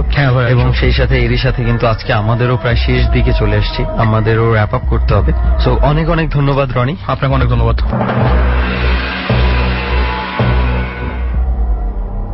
আজকের দুজন অতিথির ঘটনাই আমাদের শোনা হয়ে গেছে। কার কাছে কিরকম লেগেছে আমরা জানি না, তবে আমরা চেষ্টা করেছি যে তাদের যেই ঘটনাগুলো ছিল সেগুলো আপনাদের সামনে তুলে ধরার জন্য। আর বাকিটা হচ্ছে সম্পূর্ণ আপনাদের ব্যাপার, যে আপনারা কিভাবে এই ঘটনাগুলোকে বিশ্লেষণ করবেন, বিশ্বাস করবেন কি করবেন না, সম্পূর্ণ সেটা আপনার নিজস্ব ব্যক্তিগত ব্যাপার। প্রথমে যেই ঘটনাটা শুনেছি আমার কাছে একটু অন্যরকম মনে হয়েছে। আমার এখনো কিছু কিছু জিনিস মাথায় ঘুরছে, এবং আমরা বলেছি ওনার সাথে যে আমরা টিম টাচে থাকতে চাই, তার যদি সম্ভব হয় আমরা যেন চলে যাই, এবং উনিও আমাদেরকে প্রমিস করেছে। তো যাই হোক, আমরা এবার এই জায়গাতে নিয়ে আসি সবাইকে আবার, যেখানে আজকে ডর ধারণ করছি, এবং এই বিলের মাঝে অনেকেই হয়তো বেডরুমে শুয়ে শুয়ে খুব আরামে ডর শুনছেন। একটাবার চিন্তা করে চোখ বুঝে ভাবুন যে আপনি ঠিক এই মাঝরাতে একাকী এই বিলের মধ্যে আছেন, যেখানে আশেপাশে প্রায় কয়েক মাইল দূরে হচ্ছে মানুষের বসতি, অর্থাৎ জোরে চিৎকার করলেও এখান থেকে কেউ কোনো শব্দ শুনতে পাবে না, এমন একটা জায়গায় আছে। সেরকম একটা জায়গায় আজকে আমরা বসে আছি। শুধুমাত্র কোনো কিছু ভৌতিক ঘটনা লাগবে না, এতটুকু এনভায়রনমেন্টই আপনার ভেতরের ভয় তৈরি করার জন্য যথেষ্ট, যদি আপনি এরকম জায়গায় এসে থাকেন কখনো। তারপরেও এখানে ভয়ের একটা যথেষ্ট কারণ রয়েছে। শুরুতেই যেটা বলেছিলাম যে আমরা একটা গাছ থেকে বেশ কিছুটা দূরে বসেছি, রেসপেক্ট বলতে পারেন ভয়ও পেয়েছি। এই গাছটাকে ঘিরে বেশ রকমের ঘটনা প্রচলিত আছে, এবং হয়তোবা প্রত্যেকের এলাকাতে এই ধরনের ঘটনা খুঁজে পাবেন। কম বেশি অনেক এলাকাতেই বিভিন্ন ঘটনা প্রচলিত থাকে, ধরতে পারেন এটাও একটা প্রচলিত ঘটনা, কিন্তু এখানকার মানুষ এটাকে একটু খুব বেশি বিলিভ করে, এবং সেই বিলিভটা আছে বলেই তারা এইটাকে না ঘাটিয়ে এড়িয়ে চলার চেষ্টা করে। একটা ঘটনা আমরা বলি যে এটা খুব সম্ভবত বেশি দিন আগের না, এবং 2-3 বছর আগের ঘটনা, যেটা ঘটে গেছে এখানে। খুব গভীর রাতে দুজন বন্ধু এখান দিয়ে যাচ্ছিল, এবং এই রাস্তা ধরে, যদিও এটা শর্টকাট রাস্তা, যদি আপনি ঠিক মেইন রাস্তা থেকে আপনি যদি গ্রামে যেতে চান, এটা শর্টকাট ধরলে খুব সহজে আপনি এখান দিয়ে পৌঁছে যেতে পারবেন। তো দুজন বন্ধু যখন যাচ্ছিল, পুরো ক্ষেত একদম নীরব। ওরা যখন হাঁটছিল, হাঁটার একটা পর্যায়ে ওরা খেয়াল করে ওদের পেছনেও কেউ হেঁটে আসছে, এবং প্রথমে ওরা বিষয়টা দেখেছে কয়েকবার পেছনে, কিন্তু কাউকে দেখেনি। ওরা মনে করেছে যে এই ঘাসের ভেতরে হয়তো কোনো কিছু পোকামাকড় বা পশু পাখি লড়াচড়া করলে যে ধরনের শব্দ হয়, ইঁদুর টিঁদুর গেলে হয়তো এই ধরনের কিছু হচ্ছে। কিন্তু একটা পর্যায়ে হাঁটতে হাঁটতে যখন খুব বেশি রকম অস্তিত্বটা টের পাচ্ছিলেন, তখন পেছনের দিকে লাইট মেরে দেখে ওদের থেকে একটু বেশ কিছুটা দূরে কেউ একজন হেঁটে আসছে, এবং এটা একটা মহিলা আকৃতির বোঝা যাচ্ছে। তো তারা একটু হাঁটার গতিটা কমিয়ে দেয় আসলে ঘটনাটাকে বোঝার জন্য, যেহেতু দুজন ছিল এবং সাহসী ছিল, সো খুব একটা ভয় পায়নি। তো যখন তাদের ডিস্টেন্সটা কমে, খেয়াল করে যে যেই মহিলাটা আস্তে আস্তে তাদের কাছে আসছে, এটা আসলে একটা 18-19 বছরের একটা মেয়ের মতো এবং খুবই রোগা পাতলা এবং বেশ লম্বা আকৃতির, এবং সবচেয়ে বেশি হচ্ছে তার যে চেহারার বর্ণনা সেটা একটু বিভৎস রকমের, মানে একটু ভয় পেয়ে যেতে পারেন। তো এটা দেখে ওরা কিছুটা ভয়ই পেয়ে যায়। তারপরে এটা না মারিয়ে ওরা ওদের মতো হেঁটে যেতে থাকে এবং একটা পর্যায়ে দেখে যে মেয়েটা নাকি খুব কাছে চলে আসে, এবং যখন এই গাছটার কাছে চলে আসে, জাস্ট মানে কিছু একটা জিনিস, মেয়েটাকে আর ওরা দেখতে পাচ্ছে না, কিন্তু কিছু একটা জিনিস ওদেরকে ফোর্স করছে গাছটার দিকে চলে যাওয়ার জন্য। তখন কিন্তু আর এই মেয়েটা সিনে নাই।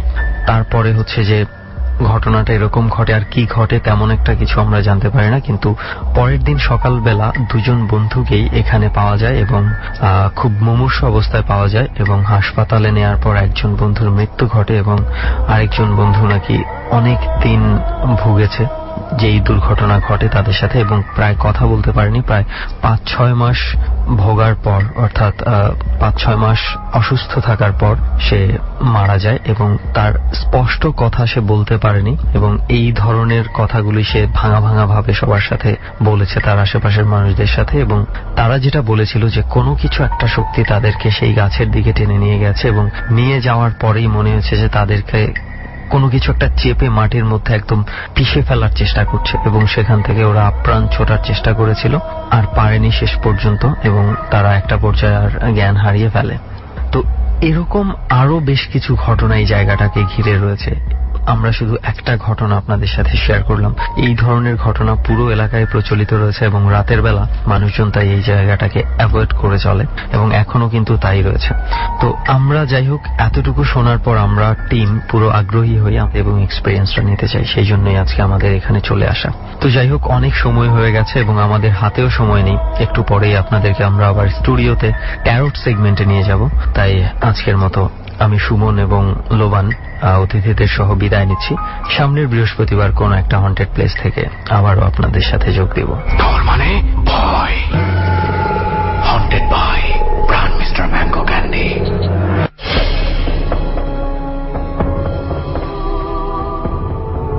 অনেক অনেক ধন্যবাদ সুমন এবং স্পেশালি লোবানকে এরকম একটি জায়গায় গিয়ে দুজন বন্ধুর জীবনে ঘটে যাওয়া অদ্ভুত ঘটনাগুলো আমাদের সামনে উপস্থাপন করবার জন্য। ডর এই মুহূর্তে টার্ন করবে বিশেষ সেগমেন্টে, এবং সেটা শুরু হবে ঠিক রাত 12টায়।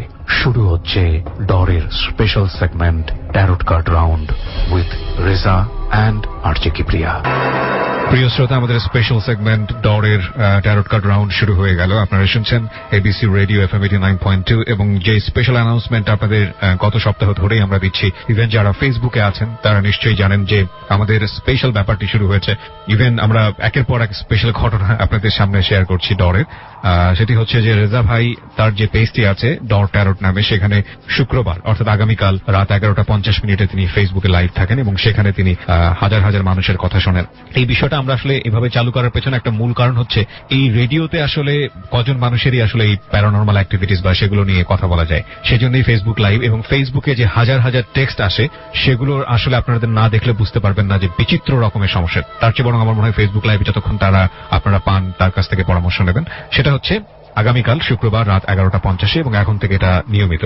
আমাদের ফেসবুক পেজটি হচ্ছে www.facebook.com/DOR-TAROT। আমি আবারও বলি www.facebook.com/DAARTAROT, that is DOR-TAROT। Reza ভাই, হ্যালো তো আগে বলেন, তারপর আপনাকে প্রথমে একটা প্রশ্ন করছি। যেটা হচ্ছে যে আপনি ফেসবুক লাইভ করছেন প্রায় 2 সপ্তাহ যাবত, রাইট? আপনার কোনো এক্সপেরিয়েন্স, মানে আপনি কিভাবে হলে ভালো হয়, প্রথমে একটু বলে নিতে চাই। এখানে আমরা সর্বোচ্চ 2-3 গেস্ট পাই, কিন্তু সমস্যা কিন্তু হাজার হাজার মানুষের। যারা আপনারা এমনি আমাকে ইনবক্স করতেছেন যে ভাই আমার পয়সা দরকার, ব্যবসা হচ্ছে না, এইগুলো কোনো সমস্যা আসলে না। যদি আপনাদের সিরিয়াস সমস্যা থাকে, প্যারানর্মাল সমস্যা থাকে, বাসায় কিছু হচ্ছে বা বাচ্চা কাচ্চার সমস্যা, রেডিওতে যেটা করতে পারি আমি সর্বোচ্চ 2 বা 3 জনকে সমাধান দিতে পারি। আর আমি কিন্তু সমাধানকারী না, আমি আগে বলে দিচ্ছি, সমাধানকারী আল্লাহ। আমি কিছুই না, আমি যে মূর্খ মানুষ। বিলিভ করবেন ঈশ্বরকে, সৃষ্টিকর্তাকে, যে আপনাকে তৈরি করছে, সেই একমাত্র সমাধানকারী। ওকে, সো আপনারা এই পলিসিগুলো মেনে চলবেন। আমাদের কাছে বেশ কয়েকজন গেস্ট আছে, আমরা একের পর একটা ফ্লোর দিব। আমার সামনে যিনি আছেন তার সঙ্গে একটু কথা বলতে চাই। আপনার নামটা একটু বলেন প্রথমে। আসসালামু আলাইকুম, আমি শাবনাজ। শাবনাজ, আমি Okay. রামপুরা থেকে এসেছি। আপনার বর্তমানে বয়স কত? 53। 53। আপনার সমস্যাটা কি আপনি আগে একটু বলেন। আমার ছোটবেলা থেকে ভৌতিক কিছু প্রবলেম হয়, স্কুলে পড়ি না, ওই টাইমে আমি বেতুল পাড়তে যাই। তেঁতুল? বেতুল বেতুল কি জিনিস? বেতফল। ওই যে বেত ফলে যেটা ছোট ছোট। জঙ্গলে গিয়েছি, পুরো জঙ্গলটা সেকেন্ডের মধ্যে এত ঘন কালো হয়ে গেল এবং গোল হয়ে একটা মুখোশের মতো এসে আমাকে ঝাম্প করে ধরলো। ধরার সঙ্গে সঙ্গে আমি ভূত বলে দৌড়েছি। আমি ওই সময় ভূত বলেছি। তখন আপনার বয়স কত ছিল? 5-6 বছর। বেত বলে ভূত এটাকে বলে থাকে। আসলে খানজাব, জিন জাতীয় একটা গোত্র, যারা গাছে থাকে ও মানুষকে বিরক্ত করে, কিন্তু মারবে না তারা আপনাকে। এটা আমার ফার্স্ট গেল। একটু বড় হয়ে যখন স্কুলে যাচ্ছি, বাঁশের মাথা থেকে একটা খুঁটি বলে ওটাকে গ্রাম দেশে, খুঁটিটা পড়লো। পড়ার পর আমি দুষ্ট ছিলাম তো, পা দিয়ে লাফ দিয়ে ফেলে দিয়েছি। ওটা থেকে 8-10টা বিড়াল, ছোট ছোট বাচ্চা বিড়ালগুলো আমার পিছে পিছে আসছে। আমি দৌড়াতে দৌড়াতে চলে এসেছি বাস। তো নেক্সট যেটা ঘটনা ঘটলো আমার জীবনে সেটা হলো, তখন আমার বেবি হয়ে গেছে, অলরেডি বিয়ে হয়েছে। জি। বাচ্চাকে নিয়ে অ্যালোন আমি ঘুমিয়ে আছি, পাশে আমার বেবিটা শোয়া, 6 মাস বা 8 মাস বয়স তখন ওর। হঠাৎ করে রাত্রে আমাকে কে যেন জাপটে ধরেছে তীব্রভাবে, কোনোভাবে ছাড়তে পারছি না। তখন লাইট ঠাস করে অফ হয়ে গেল, জি। আমার প্রত্যেকটা রুমের ফ্যান জ্বলে গেল আপনি ওই সেকেন্ডের মধ্যে। গায়ে একটা কাঁটা দিয়ে ওঠে না, ওই আতঙ্কটা আজও যায় না আমার থেকে। এখনো কিছু ওই যে এখনো আমার গায়ের মধ্যে। এই যে মোমেন্ট গুলো আপনি বলছেন, এই জিনিসগুলো বিশেষ করে আপনি লাস্টে যেটা বললেন, এগুলো কি শুধু আপনি দেখেন নাকি আপনার বাসার আশেপাশের কেউ মানুষজন? দেখে না, আমি শুধু আপনি দেখেন? হ্যাঁ, আশেপাশে দেখেছে। যেমন আমার বোন একদিন গিয়েছে, আমার কাজিন আসছে আমার বাসায়, ও ঘরে বসে আছে, হঠাৎ করে লাইটটা একবার নিচে জ্বলছে ড্রয়িং রুমে। তো ও ভূত বলে চিৎকার দিয়েছে। আমি বললাম যে ভূত মানে? বলে কি তোমার লাইট এরকম হচ্ছে কেন? আসলে কোথায় তাকিয়ে দেখি কোনো বিভিন্ন হন্টেড মানে যেগুলো ভূতের ছবি থাকে বা যেগুলো রিয়েল লাইফে করা হয়, তো ইলেকট্রোম্যাগনেটিক ফিল্ড যদি বাসায় ঢোকে তখন কিন্তু ইলেকট্রনিক আইটেম গুলা 19-20 হয়। আবার বাসা যদি ওয়ারিং এর প্রবলেম থাকে সেক্ষেত্রে হয়। অনেকে বলে যে আমার বাসা সব ওকে, নতুন বাসা, নতুন তার লাগানো, নতুন লাইট, তারপর লাইট আপ ডাউন করতেছে। তো অনেক সময় ইলেকট্রোম্যাগনেটিক এর কারণে এটা হয়। এটা অবশ্যই জিনদের আসর থাকে অনেক সময়, আমরা শুনি। সুইচ দেওয়া আছে, ফ্যান অটো ঘুরে যায়, এটা কি বলতে পারেন? এটা ইলেকট্রোম্যাগনেটিক ফিল্ডের কারণে হয়। কিভাবে? কারণ তো ওদের বডিতে যে ওয়েভটা হয় এটা মাইক্রোওয়েভ, তার আগুনের তৈরি, শিখামুক্ত আগুন, মানে যে আগুনের ধোয়া হয় না, ওই আগুনটা আসলে পৃথিবীতে এরকম আগুন নাই। আমরা যে মাটির তৈরি, মাটির পৃথিবীতে নাই, তো ওই আগুনটা পৃথিবীতে নাই। তো বৈজ্ঞানিকরা মনে করে যে সায়েন্সও এখন বিশ্বাস করা শুরু করছে যে সামথিং সুপার ন্যাচারাল পৃথিবীতে আছে। ইলেকট্রোম্যাগনেটিক ফিল্ড তাদের বডিতে কাজ করে, তখনই আমাদের লাইটিং উল্টাপাল্টা হয়। টিভি দেখবেন ঝিঝির করতেছে, একটা লাইট অফ হয়ে যাচ্ছে, অন হয়ে যাচ্ছে, বা কারেন্টের সুইচ নিজে নিজে অন হয়ে যাচ্ছে। রাইট। তো আপনি রিসেন্টলি কি সমস্যায় আছেন? রিসেন্ট যেটা হচ্ছে, ওই পিছনে কে যেন থাকে, আমার খাবারগুলো কেউ একজন খেয়ে ফেলে। একটা যে বলছিলেন যে আপনি জিনকে আপনি দেখেন, কথা বলেন, এটা অনেক আগে করেছি।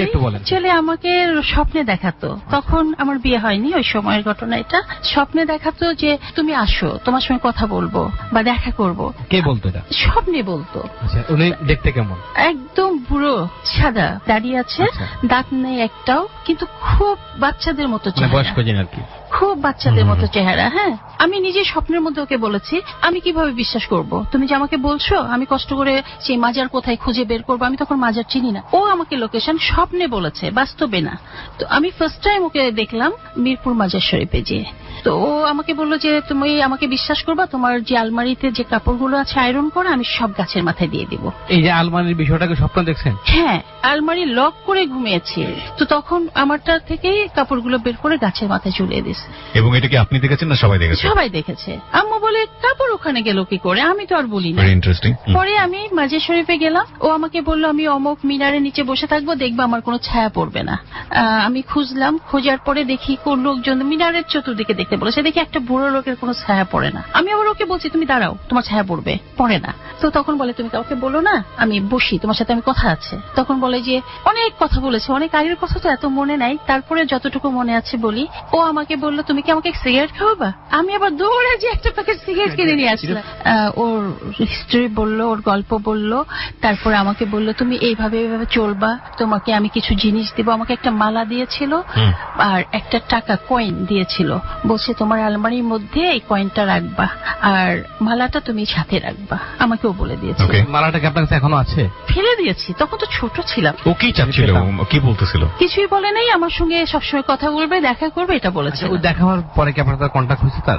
না, ওইটাই লাস্ট। ওটাই লাস্ট। তখন ওটা বিয়ে হয়েছিল? না। তা কতদিন পর বিয়ে হয়েছিল? আরো 1 বছর। আচ্ছা, এখন আমি খুব নামাজ পড়ি, সবসময় নামাজ কালাম নিয়ে থাকি, তাই না? আমি আপনাকে প্রশ্ন করি, হ্যাঁ, দেখি আপনাদের কি আর্থিক কোনো সমস্যা হচ্ছে? যাচ্ছে আমার জানি 5 বছর যাচ্ছে আর্থিক 5 সমস্যা। বছর কঠিন। আচ্ছা, আমরা জানি কিবরে ভাই যে জিনরা যখন আসর করে মানুষকে, এমনও আছে কাহিনী যে পূর্বপুরুষ থেকে জিনে আসর করা, মানে জন্ম হয়েছে তার আগে বাই জেনারেশন করে এবং পেটের মধ্যে থেকে, এরকম অনেক বইয়ে পাওয়া যাচ্ছে। মুভি তো আছে, আদি বই যেগুলা। আমি এমন এমন জায়গায় গেছি যেখানে মিউজিয়াম থেকে বই আমি লুকাইয়া চুরি করে পড়ছি, যে পাতাগুলা ওগুলা দোয়াতের কালিতে লেখা, অনেক বছর আগে।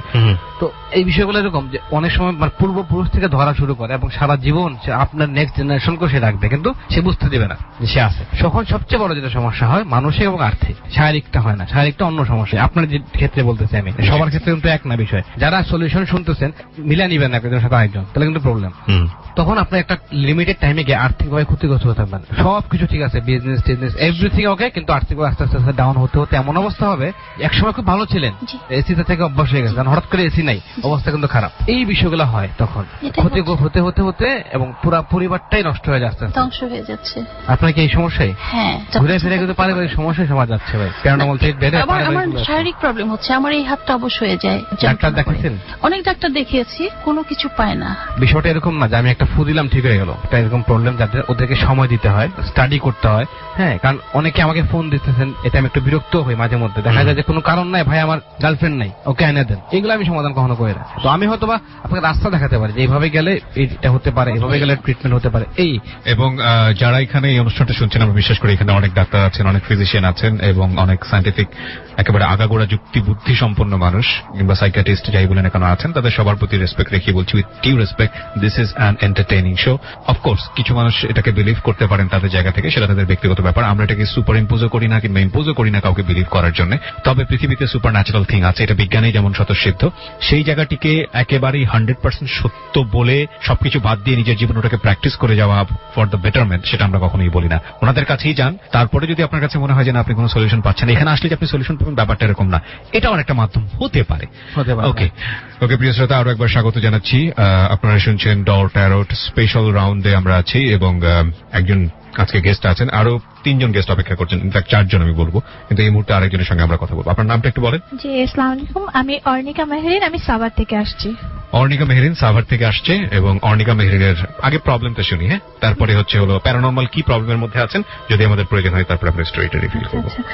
আমার প্রবলেম হচ্ছে আমাদের বাসায় আমরা প্রত্যেকটা মানুষ খুব অসুস্থ থাকছি এবং এটা ব্ল্যাক ম্যাজিক, যে এটা আমরা বুঝতে পারছি, কারণ আমার বাবাকে কিছুদিন আগে ব্ল্যাক ম্যাজিক করা হয়েছিল, তার পেটে থেকে ছোট্ট একটা টিকটিকে বাচ্চা বের হয়েছিল। বের করেছেন নাভি থেকে? আচ্ছা আচ্ছা। আপনি কি সামনে ছিলেন? হ্যাঁ। কোন কবিরাজ আসছিল? কবিরাজ এসেছিল এবং শরবত, মজার মতো কোটান কিছু নিয়েছিল? না না না, তাকে কাঁচা দুধের শরবত খাওয়ানো হয়েছিল খালি পেটে। ওনাকে হাঁটতে বলেছিল, হাঁটার পরে 1.5 ঘন্টার পরে বমি হয়। তখন বাবা কিছুই খায়নি, একদম খালি পেটে ছিল। তখন বমি হওয়ার পরে দেখা গেল যে ট্যাঙের শরবত, এবং একদম পোস্ট ট্যাঙের শরবত এবং একটা ছোট টিকটিকির বাচ্চা। দুধটা নিয়ে আসছিল কে? আমি নিয়ে আসছিলাম। আপনি যে কিনে আনছিলেন? হ্যাঁ, একদম ফার্মে গিয়ে। হাতে নিয়েছিল কবিতা? না, কেউ কিচ্ছু না, মানে সামহাউ কিছু একটা আছে, সিম্পল ট্রিক। মানে তো অবশ্যই আপনাদেরকে সায়েন্টিফিক ব্যাখ্যা দিব। পেট থেকে বের হওয়া এটা কিন্তু নরমাল বিষয় না, তো অবশ্যই এটা সামথিং কেমিক্যাল। কিন্তু আরেকটা ব্যাপার যেটা আমরা দেখলাম, দাব্বির কথা বারবার আসছে, দাব্বির পরে যখন বমি করে, যখন মাথা থেকে চুল বের হচ্ছে বা এরকম কোনো কিছু, এবং ওইটা নিয়ে কিন্তু একটা প্রশ্ন তোলে প্রথম দিকে ওই মেয়েটা, সাংবাদিক মেয়েটা, আগে থেকে মুখে দিয়েছো, কিংবা তুমি তাহলে তুমি ঢেকে নিচ্ছ কেন বারবার, ওকে ঢেকে নিচ্ছ কেন কাপড় দিয়ে? আর আমার বাবারটা যেমন হয়েছে যে ছোট একটা বাচ্চা, সে কিছু বোঝে না, তাকে দিয়ে ওষুধটা তোলানো হয় এবং আমরা নিজের সামনে দাঁড়িয়ে থেকে তাকে দিয়ে ওষুধটা পিষা হয়। পিষা হওয়ার পরে ছাকে ওই ওষুধটা দুধের মধ্যে মিশাই এবং সেটা আমি মিশাই। মেশানোর পরে সামনাসামনি দাঁড়িয়ে বাবাকে একটা ফিরি দেয়, যেটাকে গ্রামের ভাষায় ফিরি বলে, শূন্যের উপরে। হ্যাঁ, ওইখানে দাঁড় করিয়ে বাবাকে খাওয়ায়। আচ্ছা, এই যে দুধটা খাওয়ায়, এর আগে আপনাকে বললেন সে হাত দেয় না দুধে? না, সে খাওয়ায় না, আমার আম্মু খাইয়েছে। ওষুধ দিয়ে বলছেন মিশাইছিল? হ্যাঁ হ্যাঁ। ওষুধটা কে মিশাইছিল? ওই আমি মিশিয়েছিলাম। বাচ্চাটা কে দিয়েছিল আপনাকে? কবিরাজ? হ্যাঁ, কবিরাজ দিয়েছে। এখানেই হচ্ছে প্রবলেম। যদি এমন হতো সে ফু দিছে পেট থেকে ঠিক থেকে লাভ দিয়ে বেরিয়ে গেছে, তাহলে একটা বিষয় ছিল। সে কিছু কিছু একটা মিশিয়েছে দিয়েছে। দুধের সাথে, তারপরে উনি বমি করছে। খুবই সিম্পল ট্রিক এগুলো। যে আমার লাইফে, আমার দেশে এবং বিদেশে বড় বড় এরকম কবিরের কাছে আমি গেছি। রিয়েল কবিরের আমি হাতে গোনা পেয়েছি মনে করেন 1 বা 2 জন, তারপরে কয়েকজন মারা গেছে। এই বেশিরভাগ হচ্ছে ট্রিক, ম্যাজিক ট্রিক, যারা হাত কা সাফাই যেটা বলা হয়, টাকা পয়সা মেরে খায়, এই হচ্ছে বিষয়।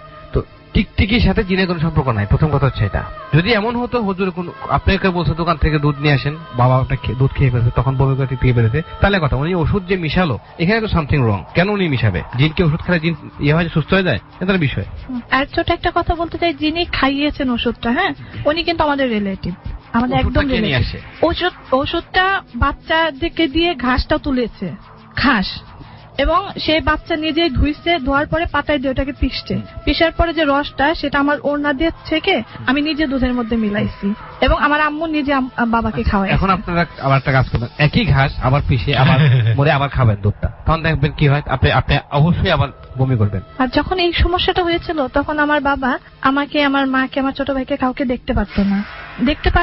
আর দ্বিতীয় কথা, সে 2 বছর খানিক সে দিন রাত 24 ঘন্টা ঘুমাতে পারতেছিল না, চোখের মধ্যে দিয়ে কালো হয়ে গেছে। রাতে ঘুমাতো না? ঘুমাতেই পারতো না 2 বছর? হ্যাঁ, আমরা মানে একটানা কতদিন উনি ঘুমায় নাই একটু মনে করে দেন, একটানা নন স্টপ? আমার বাবা তো কনস্ট্রাকশন ফার্মের বিজনেস করে, তো তার অনেক শত্রু। দেখা গেল যে দিনের বেলা হয়তো বা একটু ঘুমালো, আধা ঘন্টা 1 ঘন্টা পরে এসে মানে একা একা চিৎকার করে তার শুধু বলতো যে আমার পেটে ব্যথা। এমন কি হয়েছে যে একটানা ঘুমায় নাই 10-15 দিন, একটা নন স্টপ? এমন হয়েছে 3-4 দিনে এরকম ঘুমায় না, এরকম হয়েছে। আচ্ছা ঠিক আছে, তাহলে বিষয়টা লজিক্যাল। মানে জিন আসে করলে এরকম হয় না? হ্যাঁ, যদি 11 দিন একটানা না ঘুমায় থাকে একটা মানুষ, তাহলে ভিন্ন কেস। সর্বোচ্চ 2-3 দিন ঠিক আছে, তাহলে এটা লজিক্যাল আর কি, এটা লজিক আছে। 3-4 দিনও দেখা গেল ঘুমায় নাই, সে খাওয়া দাওয়া করলে। এখন কি অবস্থা? মাঝখানে কয়েকটা বছর খুব ভালো ছিল, খুবই ভালো ছিল, প্রচন্ড পরিমাণে। বাবা তো কনস্ট্রাকশনের কাজ করে, বিভিন্ন সাইট থেকে দেখা যায় টাকা পয়সা নিয়ে আসতেছে, কিন্তু কোনো উন্নতি নেই। একদিক দিয়ে আনতেছে, আরেকদিকে আমাদের পেছনে চিকিৎসার খরচে ভাঙতেছে। আমরা প্রত্যেকটা মানুষ অসুস্থ আছি, আর প্রত্যেকটা মানুষের একই হচ্ছে যে এই আঁটু থেকে অবশ হয়ে যাচ্ছে ব্যথায়, হাঁটতে কষ্ট হচ্ছে, করতে কষ্ট হচ্ছে। এরকম সমস্যা আমি পাইছি কয়েকজন। হ্যাঁ, এরকম জিন জাতীয় প্রবলেম, পা হাঁটুর নিচ থেকে অবশ হয়ে যায়, হাত অবশ হয়ে যায়, শরীর ঝিমঝিম করে। ইভেন টয়লেটে অনেকে আছে ওয়েটের কারণে টয়লেটে অনেকক্ষণ বসার পরে হাত পা ঝিমঝিম করে, ওটা ভিন্ন কেস। বাট নর্মালি সে বসে আছে নর্মালি, বাট একটা হাত বডির একটা অংশ ঝিমঝিম করতেছে, এবং আলটিমেটলি সে মানে মেজাজটা খিটখিটে হয়ে যাচ্ছে। এরকম প্রবলেম কিছু পাওয়া গেছে। এটা বৈজ্ঞানিক ব্যাখ্যা তো অবশ্যই আছে, অনেকে বলে যে এটা জিনের কাজ। তারপর আপনি বলেন। তারপরে হচ্ছে কি, কিছুদিন আগে বাবার একদম 2 পায়ে থেকে একদম অবশ হয়ে গিয়েছিল, আমরা হসপিটালাইজড করেছিলাম ওনাকে। তো হসপিটালে রাখার পরে আর পাশাপাশি কবিরাজ দিয়েও চিকিৎসা হচ্ছে। তো উনি এখন হাঁটে কিছুক্ষণ পর ওনার আবার সেই একই রকম ব্যথায় আবার। এটা আসলে কি, যার সমস্যা তাকে দেখতে হয়, বুঝছেন? যার প্রবলেম ওনাকে দেখতে হবে। আমার প্রত্যেকটা ফ্যামিলি একই অবস্থা, আমারও এই একই অবস্থা হচ্ছে। আমারও পায়ে থেকে অলরেডি ব্যথা হয়ে পড়ে যাচ্ছি, কোনো কাজ না, সোফায় বসে আছি, হঠাৎ করে ব্যথা করতেছে, পা সোজা করতে পারতেছি। এখানে একটা ওজনের ব্যাপার আছে, মানুষের হাইটের সাথে ওয়েটের ব্যাপার আছে। আপনি যদি ওয়েটটা একটু লুজ করতে পারেন, তখন মানে একটা সুস্থ মানুষ যদি প্রবলেম গুলা হয়, তাহলে এটাকে ট্রিট করার ট্রাই করা যায়। মানে ফুললি ওয়েট এবং হাইট এবং ওয়েটের যে সামঞ্জস্য থাকে, আমরা এটাকে বিএমআই বলি। বিএমআই যদি অ্যাকুরেট থাকে, সেই ক্ষেত্রে আমাদের যদি কোমরের উপরে ওয়েটটা বেশি থাকে, সেক্ষেত্রে পায়ে একটা প্রেশার পড়ে, তো আমাদের হাড্ডি গুলা ক্ষয় হয়, আমাদের হাড্ডিতে ক্যালসিয়ামটা ক্ষয় হয়, লিগামেন্ট গুলা লুজ হয়, আমাদের পায়ে জেলি থাকে, জেলিগুলো আসতে পাতলা হয়ে যায়, তখন এই শক্তিটা কমে যায় পায়ে। কিন্তু আমার বাবা মা সবাই তো শুকনা, ওনাদেরকে তো আমি দেখিনি, আমি দেখতেছি আপনাকে। বিষয়গুলো আসলে এরকম, মানে এটা সায়েন্টিফিক ব্যাখ্যা অনেক আছে আর কি এই বিষয়গুলোর, এবং এখনো আমার কাছে খুঁজে পাইনি। যেটা আমি পাইছি আপনি আমাকে যেটা বললেন, আপনাকে হ্যারাস করে ঘুমের মধ্যে সামথিং, বডির এমন এমন জায়গায় হাত দেয় যেটা উচিত না, এরকম ব্যাখ্যা করা যায়। এটা ট্রিটমেন্ট আছে। 2012 থেকে এই পর্যন্ত মানে 2-1 দিন ভালো থাকি, আবার দেখা যায় আমি রাত্রে ঘুমাইতেই পারছি না, এমন হ্যারাসমেন্টের শিকার হচ্ছি। ঘুমের মধ্যে না, ঘুমের মধ্যে কোনো স্বপ্ন দেখি না, কিন্তু দেখা যাচ্ছে যে সবাই মিলে বসে টিভি দেখছি, টিভি দেখার পর আমার শরীর আস্তে আস্তে ঝিমঝিম করে, আমি বুঝতে পারছি যে আমি এখন মানে ফিল করছি, বাট কিছু বলতে পারতেছি না, আমি অজ্ঞানের মতো হয়ে যাচ্ছি। হ্যাঁ, তখনই ফিল করি যে এরকম কোন একটা কিছু আমাকে এমন ভাবে চাপ দিচ্ছে, বা এমন কিছু জায়গাতে স্পর্শ করছে যেটা আমি চাচ্ছি না। ঘুমের মধ্যে নাকি মানে আমি জেগে আছি, কিন্তু হঠাৎ করে মানে অজ্ঞানের মতো হয়ে গেছি। এখানে বিষয়টা দুই রকম, একটা হচ্ছে আপনার টিভি দেখতেছেন বসে বসে, চোখে ঘুম আসছে তখন, একটা হচ্ছে না আপনি পুরা সজাগ। সজাগ তো, পুরা সজাগ। এমনকি গত রাতেও হয়েছে, গত রাতে এই সিস্টেমে হয়েছে। আমার ফুফাতো ভাইয়ের সাথে আমরা লুডো খেলতেছিলাম, লুডো খেলতেছে, হঠাৎ করে আমার সারা শরীর মানে ঝিমঝিম করতেছে। তখন আমি বুঝতেছি যে কিছু একটা হবে হয়তো বা এরকম। এখানে কিবরিয়া ভাই একটা ব্যাখ্যা আছে, এটা প্যানোয়া ব্যাখ্যা আমি দেই।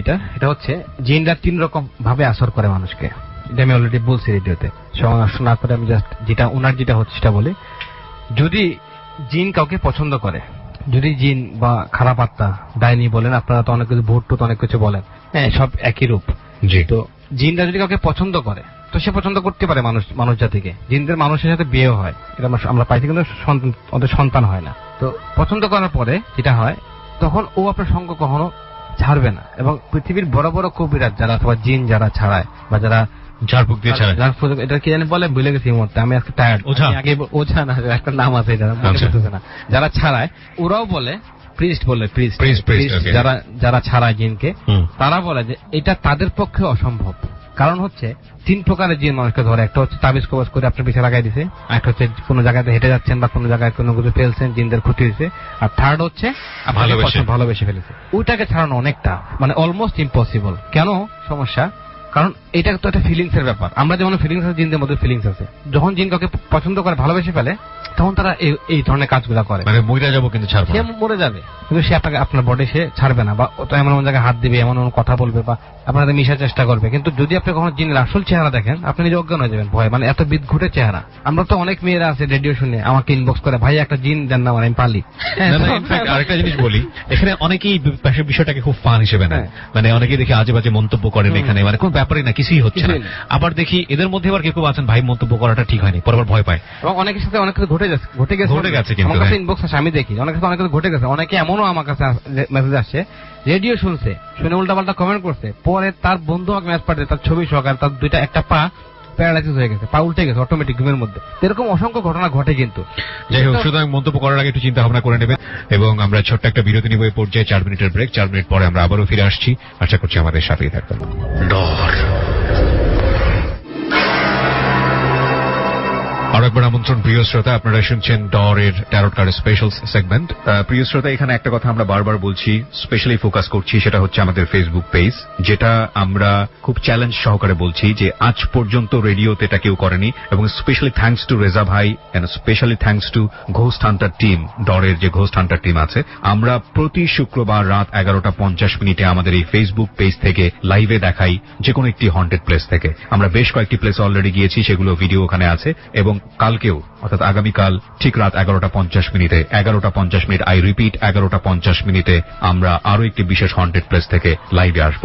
আপনারা যদি সরাসরি দেখতে চান, চলে আসুন এই পেজে www.facebook.com/dortarot DAARTAROT, দ্যাট ইজ ডর ট্যারট। এই পেজটিতে লাইক দিয়ে দেবেন, তাহলে আপনি মেম্বার হয়ে যাবেন। এবং এখানে আপনার সঙ্গে আছে রেজা ভাই, আমি আর জে কিবরিয়াতে রয়েছি, আর অর্ণিকা একটু আগে তার সমস্যা নিয়ে কথা বলছিল।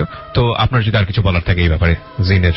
আপনার যদি এই জিনিসটা হয়, জিনরা একটা মানুষকে ধরে, তার কণ্ঠ চেঞ্জ হয়, শরীরে শক্তি চলে আসে, চোখটা চেঞ্জ হয়, কালার চেঞ্জ হয়, বা সে কাউকে চিনে না। এই প্রবলেম গুলো হয় যখন কাউকে তাবিজ বা কুফরি করা হয়। অনেক সময় অনেক পরিবারকে কুফরি করা হয়। কুফরি করা হচ্ছে তাবিজ করা বা জিনদেরকে চালান দেওয়া, যেটা জিন আপনার পিছনে লেগে থাকবে, ক্ষতি করবে। তো ওই পিচাসের মধ্যে কেউ যদি আপনাকে পছন্দ করে ফেলে, তখন সেটা হচ্ছে মহাবিপদ।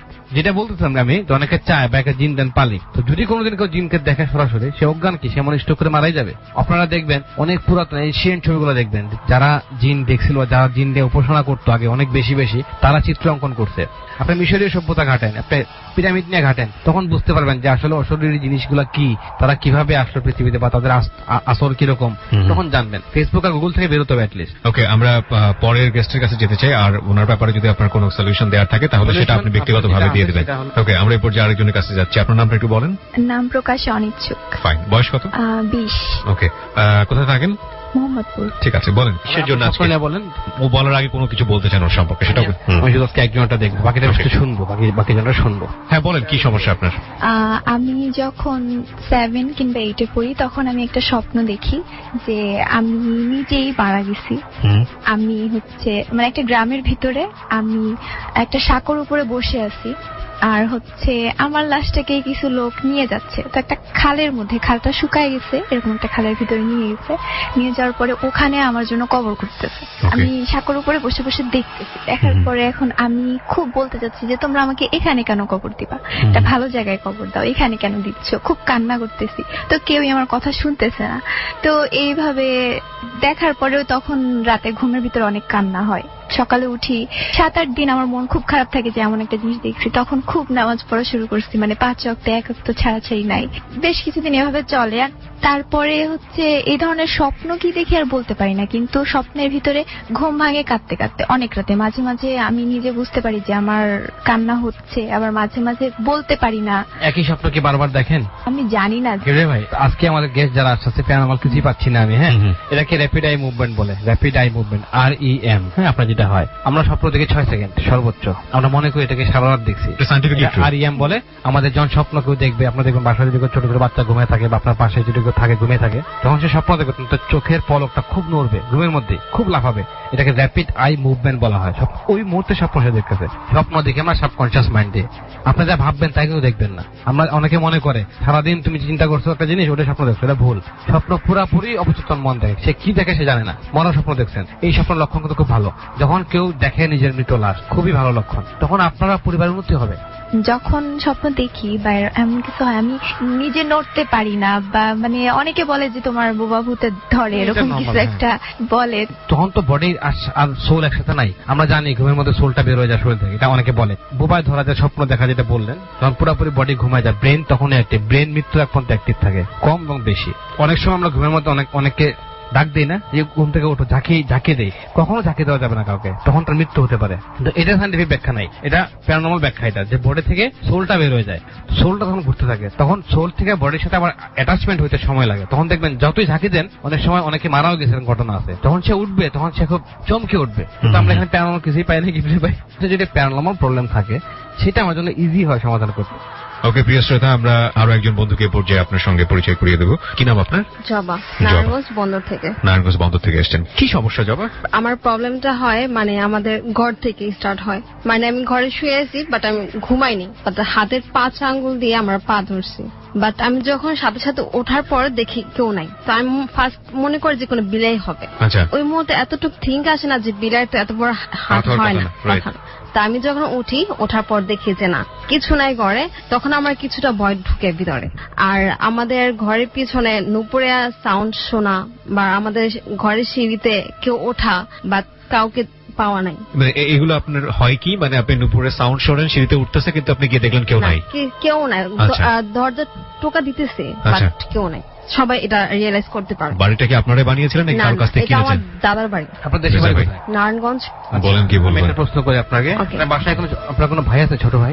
হ্যাঁ, আর কাজিন আছে আমার ছোট। যেটা আপনি বললেন মাত্র, সেবেলা শব্দ হওয়া, টিনের চালে ইট মারা, এগুলো জিনরা করে, শয়তানরা করে, কিন্তু এটা সিরিয়াস কোনো সিভিয়ার কোনো প্রবলেম না। এটা সিরিয়াস কোনো প্রবলেম তো আমার সাথে মেইনলি হয়, সেটা হলো যে আমি স্বপ্নে দেখি এমন জায়গায় নিয়ে যায়, বাট সেটা আমি যা কখনো যাইনি, বা এরকম জায়গা মেবি নাই। প্লাস আমি ওখান থেকে পালানোর অনেক ট্রাই করি, কিন্তু কখনো পালাইতে পাই না। আমার সাথে একটা স্বপ্নের মধ্যে পারেন না, স্বপ্নের মধ্যে পাই না। অনেক সময় একটা বাচ্চা থাকে, বা আমার পরিচিত কাউ থাকে। আচ্ছা, এটা মানে হচ্ছে আপনার জীবনটা থমকে গেছে। আপনার একটা গতি ছিল জীবনে, গতি থাকে না, যে ক্লাস 1 থেকে ফেল করে নেয়, 10 পর্যন্ত পাস করছি। আপনার জীবনে এই মুহূর্তে গতিটা আটকে গেছে। উনি যেটা বলে সেটা কি ঠিক আছে? উনি যেটা বলে যে আপনার গতি, হ্যাঁ, আমার পুরো লাইফটা হেলে গেছে এখন। আর দ্বিতীয়ত যে আমি একদিন স্বপ্নে দেখি যে একটা কালো সাপ, ঠিক আছে, তো আমি একটা রুমে ঢুকছি, তাতে অনুষ্ঠানে অ্যাটেন্ড ছিলাম। স্বপ্নে তখন দেখি আমি, বলতেছে যে আমাকে তুমি ভয় পাও কেন? আমি বলতেছি যে আমি আপনাকে প্রচুর ভয় পাই, আপনি আমার সামনে আসবেন। একটা ছেলে পছন্দ করতো আমাকে? হ্যাঁ, একটা ছেলে পছন্দ করতো। এখন রিলেশন নাই? এখনো আছে? ছেলেটা পছন্দ করতো আপনাকে? ছেলেটা দেখতে কেমন? আমার কাছে ছবি আছে, ছবিটা দেখেন। আপনার ফ্যামিলির পিছনে শত্রু লাগানো অলরেডি, আপনাদের ক্ষতিগ্রস্ত করার চেষ্টা করা হচ্ছে বহুদিন ধরে। ঝগড়া ঝাঁটি, চিল্লা চিল্লি, ভাইয়ে ভাইয়ে ক্ল্যাশ, চাচা ক্ল্যাশ, এটা লেগে থাকবে। টাকা পয়সা নিয়ে, জমি জায়গা নিয়ে, বাড়িঘর নিয়ে, খাবার নিয়ে পর্যন্ত ঝগড়া ঝাঁটি লাগবে। আসলে হয়, রিয়েলি হইতেছে এগুলা। এবং এখানে মহিলারা ইনভলভ থাকবে বেশি। হ্যাঁ, রাইট। এগুলোর জন্য ট্রিটমেন্ট করতে হলে ওই বাড়িতে যেতে হবে, ওই বাড়িতে গিয়ে আমাকে একটা গাছ খুঁজে বের করতে হবে, খুঁজে তারপরে আপনার ট্রিটমেন্টে আসতে হবে। আচ্ছা, আরেকটাই আছে, আমাকে যখন মানে দেখানো হচ্ছে, ওই মুহূর্তে স্বপ্ন দেখা একটা ছোট বাচ্চা, সে বলতেছে তোমার মেয়েকে বিয়ে দেওয়া যাবে না, বিয়ে দিলে সে কখনো সংসার করে থাকতে পারবে না। তো লাস্ট এই পর্যন্ত আমাকে প্রচন্ড তাবিজ আর প্রচন্ড হুজুর দেখানো হয়েছে, যেটা আমি এক পর্যায়ে বিরক্ত হয়ে আমার কাছে মানে কোন হুজুর কাছে বিয়ের জন্য না, বিয়ের জন্য না, আমি যেটা স্বপ্ন দেখি যে আমার এরকমই সমস্যা, বাট আমার কোনো বাস্তবের সাথে মেইন সমস্যা আছে এখানে যে আমার ছোট ফুপির কিন্তু বিয়ে হয় না এই জিনে দেওয়ার কারণে। আর তারা সে উনি তো জানেই না, জানলে কখনই আসবে না, আর আমাকে তো আসতে দিবই না। এখনো অন্যের উপর জিন্নার আছে অলরেডি? হ্যাঁ, এখনো আছে। ছবি আছে আপনার কাছে? না না, ছবি। আচ্ছা। তো আর কি লাস্ট আমি যে হুজুরটাকে দেখানো, উনি বলছে যে আমাকে আমার সেই ফুপু মেয়ে বলতো তার সাথে শত্রুতা করে জাস্ট আমাকে ধরা হয়, মানে আমার লাইফটা ক্ষতি করার জন্য। তাকে তো পারবে না, তাকে যে জিনার মা বলে তাকে তো ক্ষতি কখনোই করতে পারবে না। কে বলে এটা ক্ষতি করতে পারবে না? এটা জাস্ট যে হুজুরকে লাস্ট বার দেখানো হয়েছে ওই হুজুরটা বলছে। তো সে রাজি হয় না যে আমার প্রবলেমটা সলভ করবে, তাকে অনেক রিকোয়েস্ট করার পরে সে আমার করে যে না আমার প্রবলেম। আপনি যে সমস্যা স্বপ্ন দেখেন, হ্যাঁ, আর আমি সবসময় অসুস্থ থাকি। যদি আমি এটা স্বপ্ন দেখা বন্ধ করে দিতে পারি তাহলে কি মনে করবেন যে সমাধান? না, আমি চেতেছি আমি হ্যাঁ ব্যাপারটা থেকে বাইরে হইতে, স্বপ্ন থেকে বাইরে হইতে, এটা আপনি আজকে থেকে সমাধান এগুলো মনে করেন। আর নেক্সট এটাই যে আমি আমার বিয়ের পর আসলে আমার বিয়ের 1 মাস কাবিন হয়েছে, মানে কাবিন 1 মাস পর আমার শ্বশুর বাসায় যাই। এই যা ছবি দেখালেন ওর সাথে, এটা আমার ফ্যামিলিগত ভাবে ঠিক করে, যার সাথে বিয়ে হয়। তো আমার বিয়ের 10 দিন জাস্ট আমি ওর বাসায় থাকি, ওই 10 দিনের মধ্যে আমার পানি ছিটা দেয়, কি কারণে দেয় তা আমি জানি না। পানি ছিটা মানে পানি? যার সাথে আপনার বিয়ে হয়েছে সে কি আপনার চেয়ে বয়স অনেক বেশি বড়? অনেক বড়, যে আমি আমার মার সাথে অনেক কান্না করছি যে তোমার এত বয়স কেন। যার সাথে তার বিয়ে হয়েছে যদি একসাথে দুজন হাঁটে মনে হবে যে বাবার মেয়ে হাঁটতেছে। কিন্তু আমার বিয়েটা ঠিক না, 10 দিন পরে আমি বাসায় চলে আসি। আরো বিয়ে শাদী করছেন? না না, ঠিক না, সমস্যা নেই, নরমাল, যেহেতু মানুষের লাইফ আটকে থাকে না। কিন্তু তারা আমাকে পানি ছিটা দেওয়ার মানে কি ছিল? মানে কিসের পানি ছিটা দিতে? জানি না, যখন ঠিক মাগরিব ওয়াক্তটা হইতো তখন আমাকে প্রত্যেক দিন পানি। এটা কুসংস্কার আছে কি ভাই, দেখবেন আপনি অনেক জায়গায় অনেক দোকানপাট যখন খোলা হয় তারা পানির মধ্যে পানিটা তারা ছিটায় রাস্তার মধ্যে। একটা কারণ হচ্ছে ধুলা যাতে না ওড়ে, আর অনেকে কুসংস্কার পানি ছিটালে আমার কাছে কাস্টমার আসবে বেশি, কুসংস্কার, এটা আর কিছু না। আর সবচেয়ে ইম্পর্টেন্ট যে আমাকে যেটা বলা হয়েছে, আমি জাস্ট সেটা থেকে মুক্তি চাই, মানে স্বপ্নের। আমি আরেকটা ইম্পর্টেন্ট কথা, আমি আমার যে একটা বাগনি আছে বোনের, আমি মানে ওকে নিয়ে যেতেছে গা, আমি আর হাত ধরে টানতেছি, বাট আমি ধরে রাখতে পারছি। বিষয়টা তো পুরোটাই স্বপ্নের কাহিনী। হ্যাঁ, আমার বাস্তবে হইতো তাহলে আমার জন্য সহজ হতো। স্বপ্নের যেটা আজকে থেকে আপনি স্বপ্ন দেখবেন না, এটা কনফার্ম থাকে ইনশাআল্লাহ। Thank you. সমস্যার সমাধান, ঠিক আছে? ওকে প্রিয় শ্রোতা, আমরা জায়গাটায় ছোট্ট একটা বিরতি নেব। বিরতির পর আমরা আজকের যিনি শেষ গেস্ট তাকে নিয়ে ফিরে আসবো, এবং এই ফাঁকে আপনাদেরকে আরো একবার মনে করিয়ে দিচ্ছি শেষ গেস্টের কার্ডটা আমরা পড়বো এবং দেখা যাক সেটা কি হয়। আর আরেকটা বিষয় সেটা হচ্ছে যে আপনাদেরকে বারবার আমরা অ্যানাউন্স করছি, স্পেশালি ডর ট্যারোটের এই সেগমেন্টের যারা ফ্যান কিংবা যারা মনে করেন যে আপনারা রেজা ভাইয়ের সঙ্গে কন্ট্যাক্ট করবেন, তাদের জন্য আমরা একটা বিশেষ সুবিধা দিয়েছি। আপনারা আমাদের এই পেজে লাইভ রেজা ভাইয়ের কাছ থেকে সমাধান নিতে পারবেন, একেবারে সরাসরি ওনাকে দেখতে পাবেন, ওনার সঙ্গে যদি কোনো কথা বলার থাকে সরাসরি লাইভে কথা বলতে পারবেন। আমাদের পেজটির ঠিকানা www.facebook.com/dortarot। আমি আবারও বলছি www.facebook.com/DAARTAROT ডর ট্যারোট, এবং এই পেজটিতে আপনি লাইক দিলেই সঙ্গে সঙ্গে এটার মেম্বার হয়ে যাবেন। প্রতি শুক্রবার রাত 11:50 উনি লাইভে আসেন, এবং কালকেই ওনাকে রাত 11:50 আপনারা লাইভে দেখতে পাবেন। আরেকটি বিষয় একটু বলি, যেই পেজটিতে আপনি আছেন ওই পেজে যদি আপনি কোনো কারণে দেখেন যে 11:50 উনি লাইভে নাই, তার মানে বুঝে নেবেন এটা নকল পেজ। না ভাই, আমি তো মানুষ, হ্যাঁ, আমার তো লেট হলে আপনি অ্যানাউন্স করে দিবেন, আমি ডিনার করে আরামসে আসবো আর কি। কিন্তু আপনি লেট হলে আপনি অ্যানাউন্স করে দিবেন, নইলে তো দেখা যাবে সবাই ডিসলাইক দিয়ে চলে যাচ্ছে এখান থেকে। আপনি লেট হলে অ্যানাউন্স করবেন যে আমি আসছি, একটু 5 মিনিট ওয়েট করেন বা কিছু একটা। ওকে, সো আপনারা 11:50 মানে ধরে নেবেন। খেয়াল রাখবেন, আমাদের অসংখ্য নকল পেজ তৈরি হয়ে গেছে। সবচেয়ে বেশি লাইক যেটা 40,000-এর বেশি লাইক যেটা, সেটা হচ্ছে আসল পেজ, বাকি সবগুলো নকল পেজ। নকল পেজে থাকবেন না, থাকলে কিন্তু বিপদ। রাইট, বিভ্রান্ত হবেন। এবং যে ধরনের বিষয় নিয়ে আমরা ডিল করি সেই ধরনের বিষয় নিয়ে ডিল করে অনেকে আপনাকে নিঃস্ব বানিয়ে ফেলতে পারে, কারণ এগুলো তো অন্ধবিশ্বাসের ব্যাপার। সুতরাং কোনো নকল পেজের সঙ্গে যুক্ত হবেন না। আমি এটাও শুনেছি, আমাকে কিছু মানুষ স্ক্রিনশট দিছে যে আমার নামে ফেক আইডি খোলা হয়েছে, মানুষের কাছে বলতেছে 1000 টাকা দেন, 2000 টাকা দেন, এমন করতেছে আর কি। তো নিশ্চিতভাবে একটু সতর্ক থেকে স্টেপ নেওয়াটা ভালো। 5 মিনিট পরে আমরা আবারও ফিরে আসছি। ডর 5 মিনিট পর প্রিয় শ্রোতা আপনাদের সবাইকে আরো একবার স্বাগত। আপনারা শুনছেন ডর হন্টেড বাই প্রাণ মিস্টার ম্যাঙ্গো ক্যান্ডি এবং স্পেশালি আমাদের সঙ্গে আছে রেজা ভাই, ডরের স্পেশাল সেগমেন্ট ট্যারট কার্ড রাউন্ডে লাস্ট যিনি গেস্ট আছেন আমাদের সঙ্গে, তার সঙ্গে একটু পরিচিত হয়ে এই পর্যায়ে। ভাই আপনার নামটা বলেন। আচ্ছা, আমি কাইন্ডলি আমার নামটা বলতে চাচ্ছি। নাম প্রকাশ অনিচ্ছুক, নো প্রবলেম। বয়স হচ্ছে 26। জি রেজা ভাই, ওনার কথাই বোধহয় আপনি বলছিলেন যে আপনি ট্যারট কার্ড পড়তে চান, তো ওনাকে আমরা কোনো ফ্লোন না দিয়ে আমরা সরাসরি ট্যারট কার্ডে চলে যাবো। ওনার কার্ড পড়ার আগে আমার একটা ঘটনা বলতে চাই। জি প্লিজ, জি প্লিজ। এই কয়েকদিন আগে আমার সাথে ঘটনা ঘটছে। আমার সাথে কিন্তু অনেক কিছুই ঘটে। আমি রাতের বেলা বারান্দা দাঁড়িয়ে আছি, তখন বাজে 12টা, রাত্রে 12টা বাজে। আমি চা খাচ্ছি, আমি ঘুমানোর আগে এক কাপ চা খাই, ঘুমাই আর কি। তো হঠাৎ করে পিছন থেকে আমার একটা সার্ভেন্ট আছে, বাসায় একটা মেয়ে কাজ করে ছোট, ও বলতেছে মামা পটি লাগবো। পটি পটি মানে হচ্ছে ছোট ছোট বাচ্চারা টয়লেট করে, সেটা পটি। তো বারান্দার মধ্যে আমার একটাই ডোর ছিল, দরজা ছিল, তো তার লাগান ছিল। আমি ওখানে জিম করি, ব্যায়ামের ইনস্ট্রুমেন্ট আছে, বড় একটা আয়না আছে, বিরাট আয়না। বুঝতেই পারছেন আমাদের এই ট্যারট কার্ড রিডার রেজা ভাই স্বাস্থ্য সম্পর্কে অনেক সচেতন। ট্যারট কার্ড নিয়ে আমার জানা মতে এই পুরো সাউথ এশিয়ান সাবকন্টিনেন্টে কোন রেডিও শো হয়েছে কিনা আমরা ঠিক জানি না এত রেগুলারলি। সো এদিক থেকে আমরা we are the pioneer. Absolutely, বলেন। আমার পেছনে আমার চেয়ে বড় হয় না, তো একদম অন্ধকার, 12টা বাজে, বারান্দার সামনে রোডের সামনে একটা লাইট জ্বলতেছে, ল্যাম্প পোস্ট, কিন্তু আলোটা যথেষ্ট আলো না। তো বলতেছে মামা পটি লাগবো, পটি 2বার বলছে। তো আমি পিছনে তাকে বলছি, যা তুই এখন যা, বিরক্ত করিস না, তুই যা। হঠাৎ করে খেয়াল করলাম আমার তো দরজা লাগানো, বারান্দা আসলো কেমনে, তাই মাথা ঘুরে দেখি ওর মতো একটা ছায়া দাঁড়ায় আছে, আমাকে বলছে পটি লাগবো। তখন আমি ভাবলাম যে আসলেই সে আছে, তাই বলছি লাগবে না, যা। তো আবার এরকম কয়েকবার হয়েছে, মনে করেন 5 সেকেন্ড এই ঘটনা ঘটছে।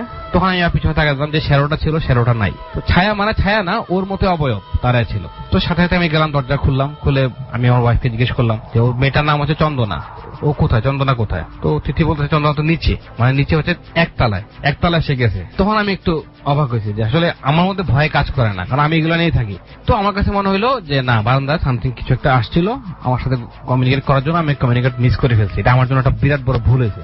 আমি কমিউনিকেট করলে হয়তো আমি অনেক কিছু জানতে পারতাম, আমি কমিউনিকেট মিস করছি। আমি আর বারান্দায় গেলাম, এই সাথে সাথে মোবাইলটা বের করলাম, বের করে ফেসবুকে স্ট্যাটাস লেখা শুরু করলাম। স্ট্যাটাসটা ফেসবুকে আপনারা পাবেন, .ট্যারট যদি যান পাবেন। স্ট্যাটাস লিখলাম, আমি এখানে এরকম দাঁড়িয়ে আছি, আমি রাত্রে 12টা বাজে এই আমার সাথে হলো। তারপরে আমি একটা ছবি তুললাম, রাস্তার ছবি তুললাম যে আমি বারান্দায় আছি, প্রমাণ। ছবিটা ফেসবুকে পোস্ট করলাম। পোস্ট করার 10-15 মিনিট পরে শুধু কমেন্ট আছে। তো আমি ভালো করে খেয়াল করে দেখলাম ছবির মধ্যে আরেকটা মেয়ে দেখা যাচ্ছে শ্যাডোর মতো। ওটা আমি কোনো খেয়াল করি না, ছবি তোলার সময় খেয়াল করিনি। ছেলেপেলেরা কমেন্ট করতেছে যে ভাই এটা কে, এই ছায়াটা কে? ছোট্ট একটা মেয়ে, ছবির মধ্যে শ্যাডো। এটা অবশ্যই অনেকে জানেন মোবাইল দিয়ে এডিট করা যায়, পেজে আছে, আপনারা গেলে দেখতে পাবেন। কোনো এডিট নাই, ছবিটা রো কপি আমার কাছে আছে, কিভাবে আমি দেখাইছি, এবং এটা আপনারা দেখলেও বুঝবেন যে এডিটেড না। আমি আমার দৌড়ে বারান্দায় গেলাম, গিয়ে ছবি তুললাম, কোনো শ্যাডো নাই, কোনো কিছু নাই। এর পাশে বিল্ডিং এ কিন্তু শ্যাডোটা ছিল, আর যে বিল্ডিং এ শ্যাডোটা ছিল সেটা আমার চাচার বাসা। ওই বাসায় একটা মানুষ আত্মহত্যা করছে, একটা মেয়ে মারা গেছে, ছোট মেয়ে। ওই বাসায় অনেক কিছু অলরেডি ঘটছে, একটা বৃদ্ধ লোক মারা গেছে, এই হচ্ছে বিষয়। তো এরকম ঘটনা আমার সাথে অনেক ঘটে। আমার রুমের মধ্যে কিছু ড্রয়ার থেকে অটোমেটিক খুলে যায়, দরজা খুলে যায়, আমি ঘরের মধ্যে শুনি কানায় ফিস করতেছে, এরকম অনেক ঘটনা আমার সাথে ঘটে। আচ্ছা, যারা আমার কাছে আসেন সমস্যা নিয়ে, যাদেরকে আমি চেষ্টা করি সমাধান করার, আমি কখনো বলবো না আমি সমাধানকারী, আমি চেষ্টা করি। ছোট্ট একটা রেকর্ডিং আপনাদেরকে শোনাবো। এই রেকর্ডিংটা হচ্ছে আন্টি, ওনার বয়স হবে 70-এর উপরে। হ্যালো, আসসালামু আলাইকুম। ওয়ালাইকুম আসসালাম। আমি এই তেল মাজার পরে আর রোকেয়া শোনার পরে আমার যে কি আল্লাহর নামে আমি আগে দাঁড়াই থাকতে পারতাম না। আমি কালকে সকাল থেকে রাত 12টা পর্যন্ত আমি রান্নায় হয়েছিলাম। এর মাঝে আমি এবার আর খাওয়া দাওয়ায় সময় নষ্ট হয়েছে। ছোট মেয়ে আসছিল, জামাই আসছিল, তো ওই এদের জন্য রান্না। আর ওই যে খতম বলছিলেন, খতমের জন্য ওটা একটু আমি হালুয়া আর পাউরুটি, চা সমস্যাগুলো কি আছে এখন? আর না, ইনশাল্লাহ নাই। আর যে আপনার যে পায়ে সমস্যা ছিল সেটা না, নাই, একদম ভালো গেছে না? আপনি রেস্ট নিয়েন, রেস্টে থাকেন। আমি আপনাকে দোয়া করি, আল্লাহ আপনার হায়াত দারাজ করুক। আমার বাপ চাচা যারা আছে ওনারা খুবই প্রতিষ্ঠিত, কিন্তু আমি লেখাপড়া করতে পারিনি একটা সমস্যার কারণে। তো আপনি আমার জীবনটাকে চেঞ্জ করে দিয়েছেন, ঠিক আছে? আলহামদুলিল্লাহ। আমি করিনি, আল্লাহ করছে। তাও তো একজন তো উছিলা লাগে ভাই, সেটা হচ্ছেন শুধুমাত্র আপনি। আপনার জন্যই আছে। আমরা আসলে এই স্যাম্পল গুলো আপনাদেরকে এই জন্যই শোনালাম যে আসলে মানুষজন যখন এরকম উপকারটা পায়, এটা এবং এই রিসেপশনটা আমাদেরকে দেয়, এটা আমাদের জন্য অনেক বড় পাওয়া। কিন্তু আমরা সময় আসলে নষ্ট করতে পারবো না, কারণ আমাদের হাতে অনেক অল্প সময় আছে।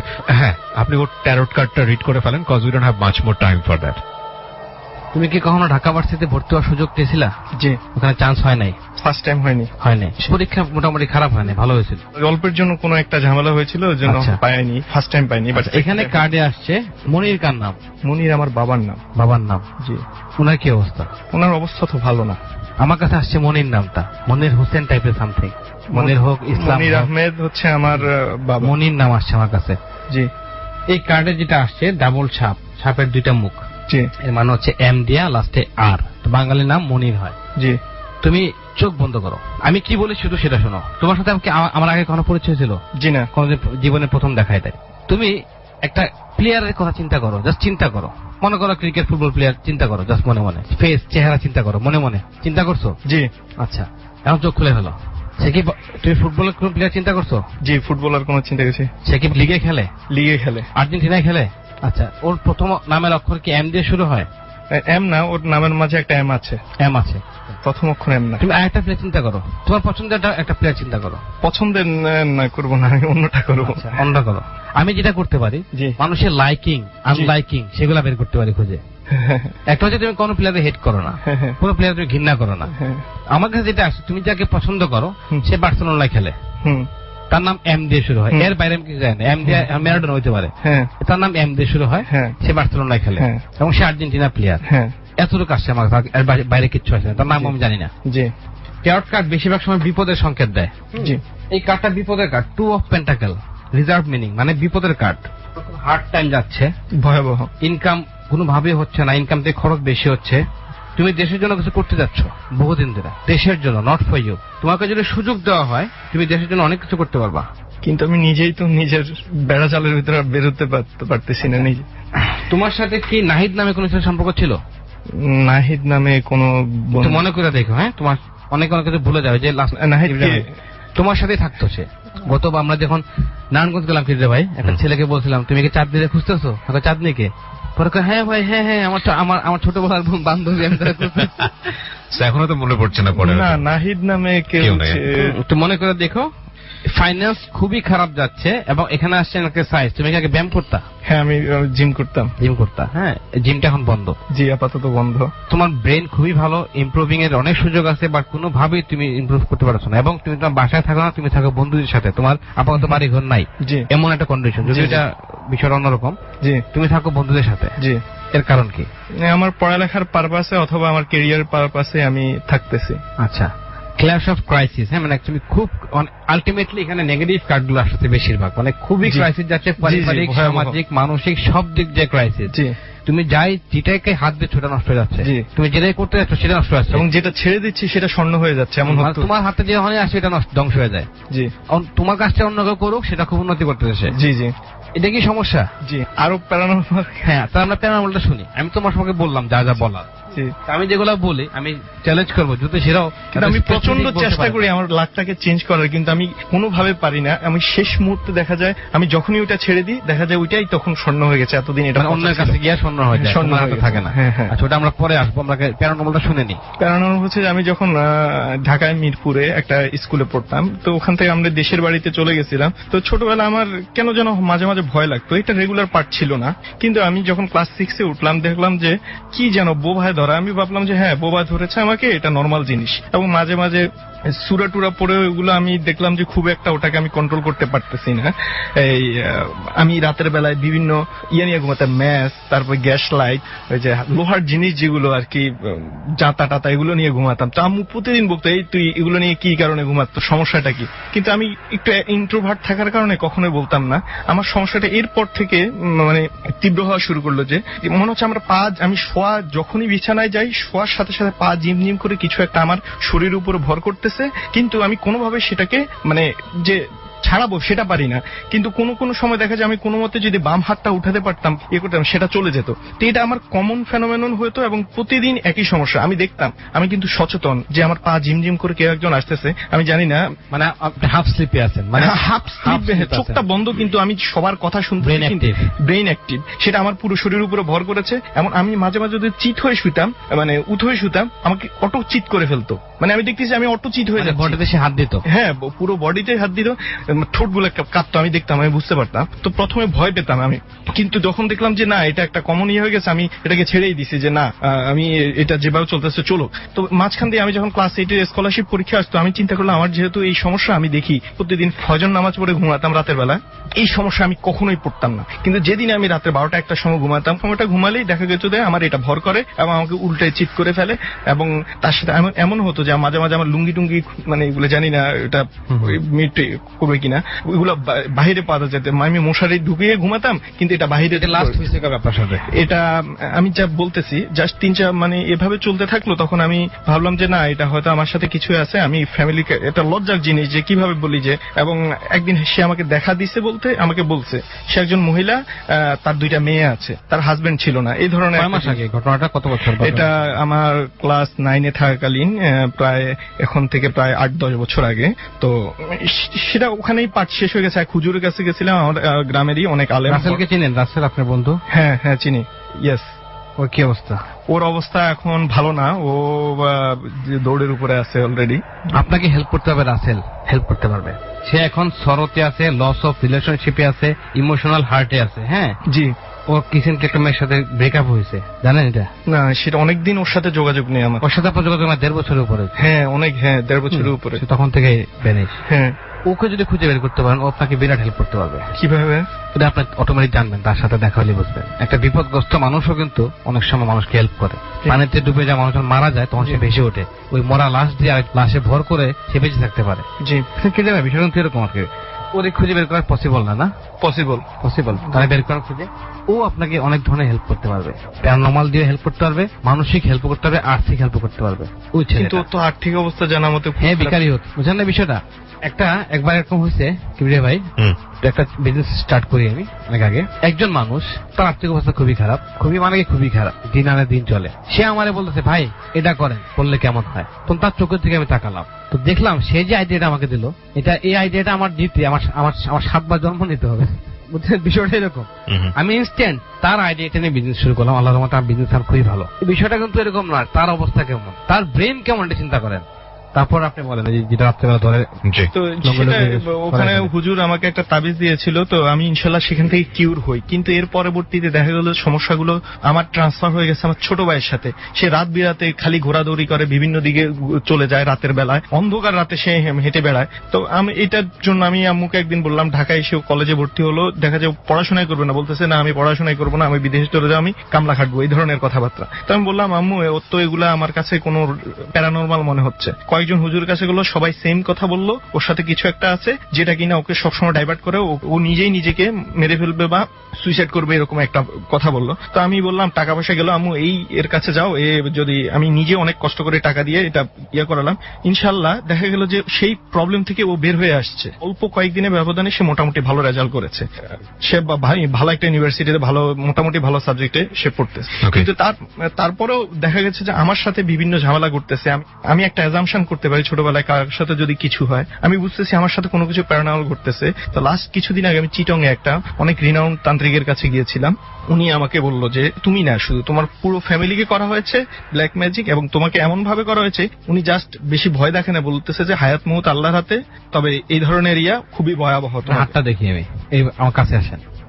আনিজি লাগতেছে, খুব আনিজি লাগতেছে, এখন কাঁপতেছে রীতির মতো। আপনার উপরে কোনো ধরনের কুফরি কালাম করা হয়নি, 100% শিওর থাকে। নেক্সট আমি একটা ইয়াতে গিয়েছিলাম, এই মুহূর্তে আপনার উপর কোনো এফেক্ট নাই। আমি হ্যাঁ সেটাই আপনাকে ক্লিয়ার করে দিচ্ছি। আমি অন্য একটা জায়গায় গিয়েছি পাবনাতে, খুব এক্সপার্ট বা ভালো, আমার অনেক জায়গা অলরেডি ঘুরে ফেলছেন বাংলাদেশ পুরোটা। আমি অস্থির মানসিক ভাবে, সুইসাইডের ধরন আছে মানুষ, আমার মনে হয় যে আমার মাথাটাকে এমন ভাবে মেরে দিয়ে আমার চোখের সামনে দেখবো আমার মগজগুলো ছিটে গেছে। আমার সবসময় এই জিনিসটা মনে হতো আমার কাছে। তো যা ওনার কাছে গেলাম, উনি বললো যে হ্যাঁ তোমার এই সমস্যা ছিল। তো উনি মোটামুটি ইনশাল্লাহ আমার যেটা মনে হয়েছে যে উনি আমাকে কিউর করতে পারছে এটা মনে হচ্ছে। অনেকগুলো স্বপ্ন আজকে অনেক বলা হয়ে গেছে, কিন্তু এই জন্য বলতে চাচ্ছি না। আমি যা দেখি তা হয়তো সিম্বলিক অথবা ভেরি রিসেন্টলি তাই ঘটে। আমি রাতের সকালে ঘুম থেকে লাফায় উঠলাম, দেখলাম যে আমি পরীক্ষা খারাপ করেছি, কিন্তু আমি কোনোভাবেই মনকে বুঝাতে পারতেছি না যে এই পরীক্ষাটা আমার খারাপ হয়েছে। ওই দিনই বিকালে আনএক্সপেক্টেড রেজাল্টটা দিলে এবং আমি সবচেয়ে খারাপ করে বসে আছি। নাম্বার বলেন, যে কোনো নাম্বার। 57 মানে 14। 2014 সালে কোথাও পরীক্ষা দিয়েছিলেন বড় কোনো জায়গায়? 12 তো 7-5 12 হলো, এটা 14 প্যারানর্মাল ভাবে 14। Okay fine. হ্যাঁ 14 সালে আমার ফাইনাল পরীক্ষা হয়েছিল। যেটা রেজাল্ট খারাপ আসছিল। হ্যাঁ হ্যাঁ, আমার ভয়াবহ রেজাল্ট খারাপ আসছিল। ভয়াবহ খারাপ আসছিল। হ্যাঁ হ্যাঁ। এখানে একটা বিষয় আমি বলি আপনাকে। জি। যখন আমি কাউকে রিড করি, চেষ্টা করি, আসলে ভাই কিবরিয়া ভাই একটা বিষয় আপনারা সবাই মনে রাখবেন, যখন আমি বলি যে করি বা হবে, এগুলা কোনোভাবেই হবে বা করি মনে করে নিয়েন না। আমার কথার ভুলে হতে পারে, আমি সবসময় বলি চেষ্টা করব বা হতে পারে, বিষয়টা এরকম। মাঝে মাঝে আমার কথার ভুলে চলে আসে কথাগুলা। পৃথিবীতে কিছু কিছু মানুষ আছে, আমরা জানি বিজ্ঞান বলে যে একই রকম মানুষ সাত প্রকারের হয়। মানে আমার চেহারায় আরো 6 জন রেজা ভাই পৃথিবীতে আছে একই চেহারা। আমি যখন কাউকে রিড করতে চেষ্টা করি বা করার ট্রাই করি, তো দেখা যায় সবাই বলে, মানে এই পর্যন্ত যারা আসছে সবাই বলছে যে হ্যাঁ ভাই হ্যাঁ হয়েছে, এই সেই। আপনি এত গভীরে কেমনে জানলেন? যেমন আপনার বাবার নাম মনির আহমেদ, আমি কেমনে জানলাম? বন্ধুর কথা জানলাম কিভাবে? বা আমি আপনার যে নাম্বার বলতে 57 বলছেন, হ্যাঁ ওইটা আমার হিসাবে 14 হয়, ওই সময় পরীক্ষা অনেক কিছু বলি আমি। তো মানুষ বলে মিলে। কিছু কিছু মানুষ থাকে যারা একদম ভিন্ন, এরা আমার জন্য খুব ক্রিটিক্যাল। আমি কিন্তু সব জানতাম না, আমি একজন মূর্খ মানুষ, সবসময় বলি। আমি এই প্যারানরমাল লাইফে আমি একজন ছাত্র মাত্র। তো এরা এত ক্রিটিক্যাল আমার কোনোভাবে তাকে রিড করতে পারি না। আমি আমার হিট হয়ে যায়, মাথা গরম হয়ে যায়, কান গরম হয়ে যায়, আমি কোনোভাবে তাকে পড়তে পারতেছি না। মানে আমি পারতাছি না, এতটা কঠিন আমার জন্য। এদের মধ্যে আপনি একজন। সেটা আপনার যে অনেকগুলো সংখ্যা লিখতে বলেছেন, আমার সবসময় এক্সেপশনটার মধ্যে আপনি ওদের মধ্যে একজন। ইভেন আপনার সাথে কারো সহজে বনিবানা হবে না, আপনার বন্ধু প্রচুর হবে, হ্যাঁ, কিন্তু আপনার চোখের সামনে বন্ধু উন্নতি করবে, আপনি পারবেন না। এর কারণ হচ্ছে আপনার ট্র্যাকটা রং। আপনি যে ট্র্যাকে যাচ্ছেন বা যা ভাবেন এটা রং। আমাদের মানুষ ভিন্ন হয় না, মানুষের ব্রেনটা ভিন্ন হয়। আপনার যে ব্রেনটা, এটা গড গিফট, এটা খুব পাওয়ারফুল একটা ব্রেন। আপনি যদি, আমি আপনাকে রিড করতে পারতেছি না, এবং অনেক পয়সাওয়ালা মানুষ আছে, মানে কোটি কোটি টাকা মালিক, আমি আমার জন্য কোন ইজিলি রিড করতে পারি আমি। তো আপনি যেহেতু ভিন্ন, আপনার ব্রেনটা যদি ট্র্যাকে নিয়ে আসতে পারেন, আপনার পৃথিবীতে অনেক নাম কামাবেন, অনেক নাম বাংলাদেশের কেন, আপনি অনেক বড় নাম কামাবেন। আমি দেখতেছি আপনার মধ্যে নেতা হওয়া একটা বিশেষ লক্ষণ আছে। মানে নেতা মানে কিন্তু এই না, কোন পার্টির নেতা না। নেতা মানে গুড ক্যারিয়ার, একজন লিডিং পারসন। হ্যাঁ, নেতা মানে লিডিং পারসন। নেতা মানে এই না যে আমি অমুক পার্টি করেছি, নেতা না। নেতা মানে কিন্তু লিডার।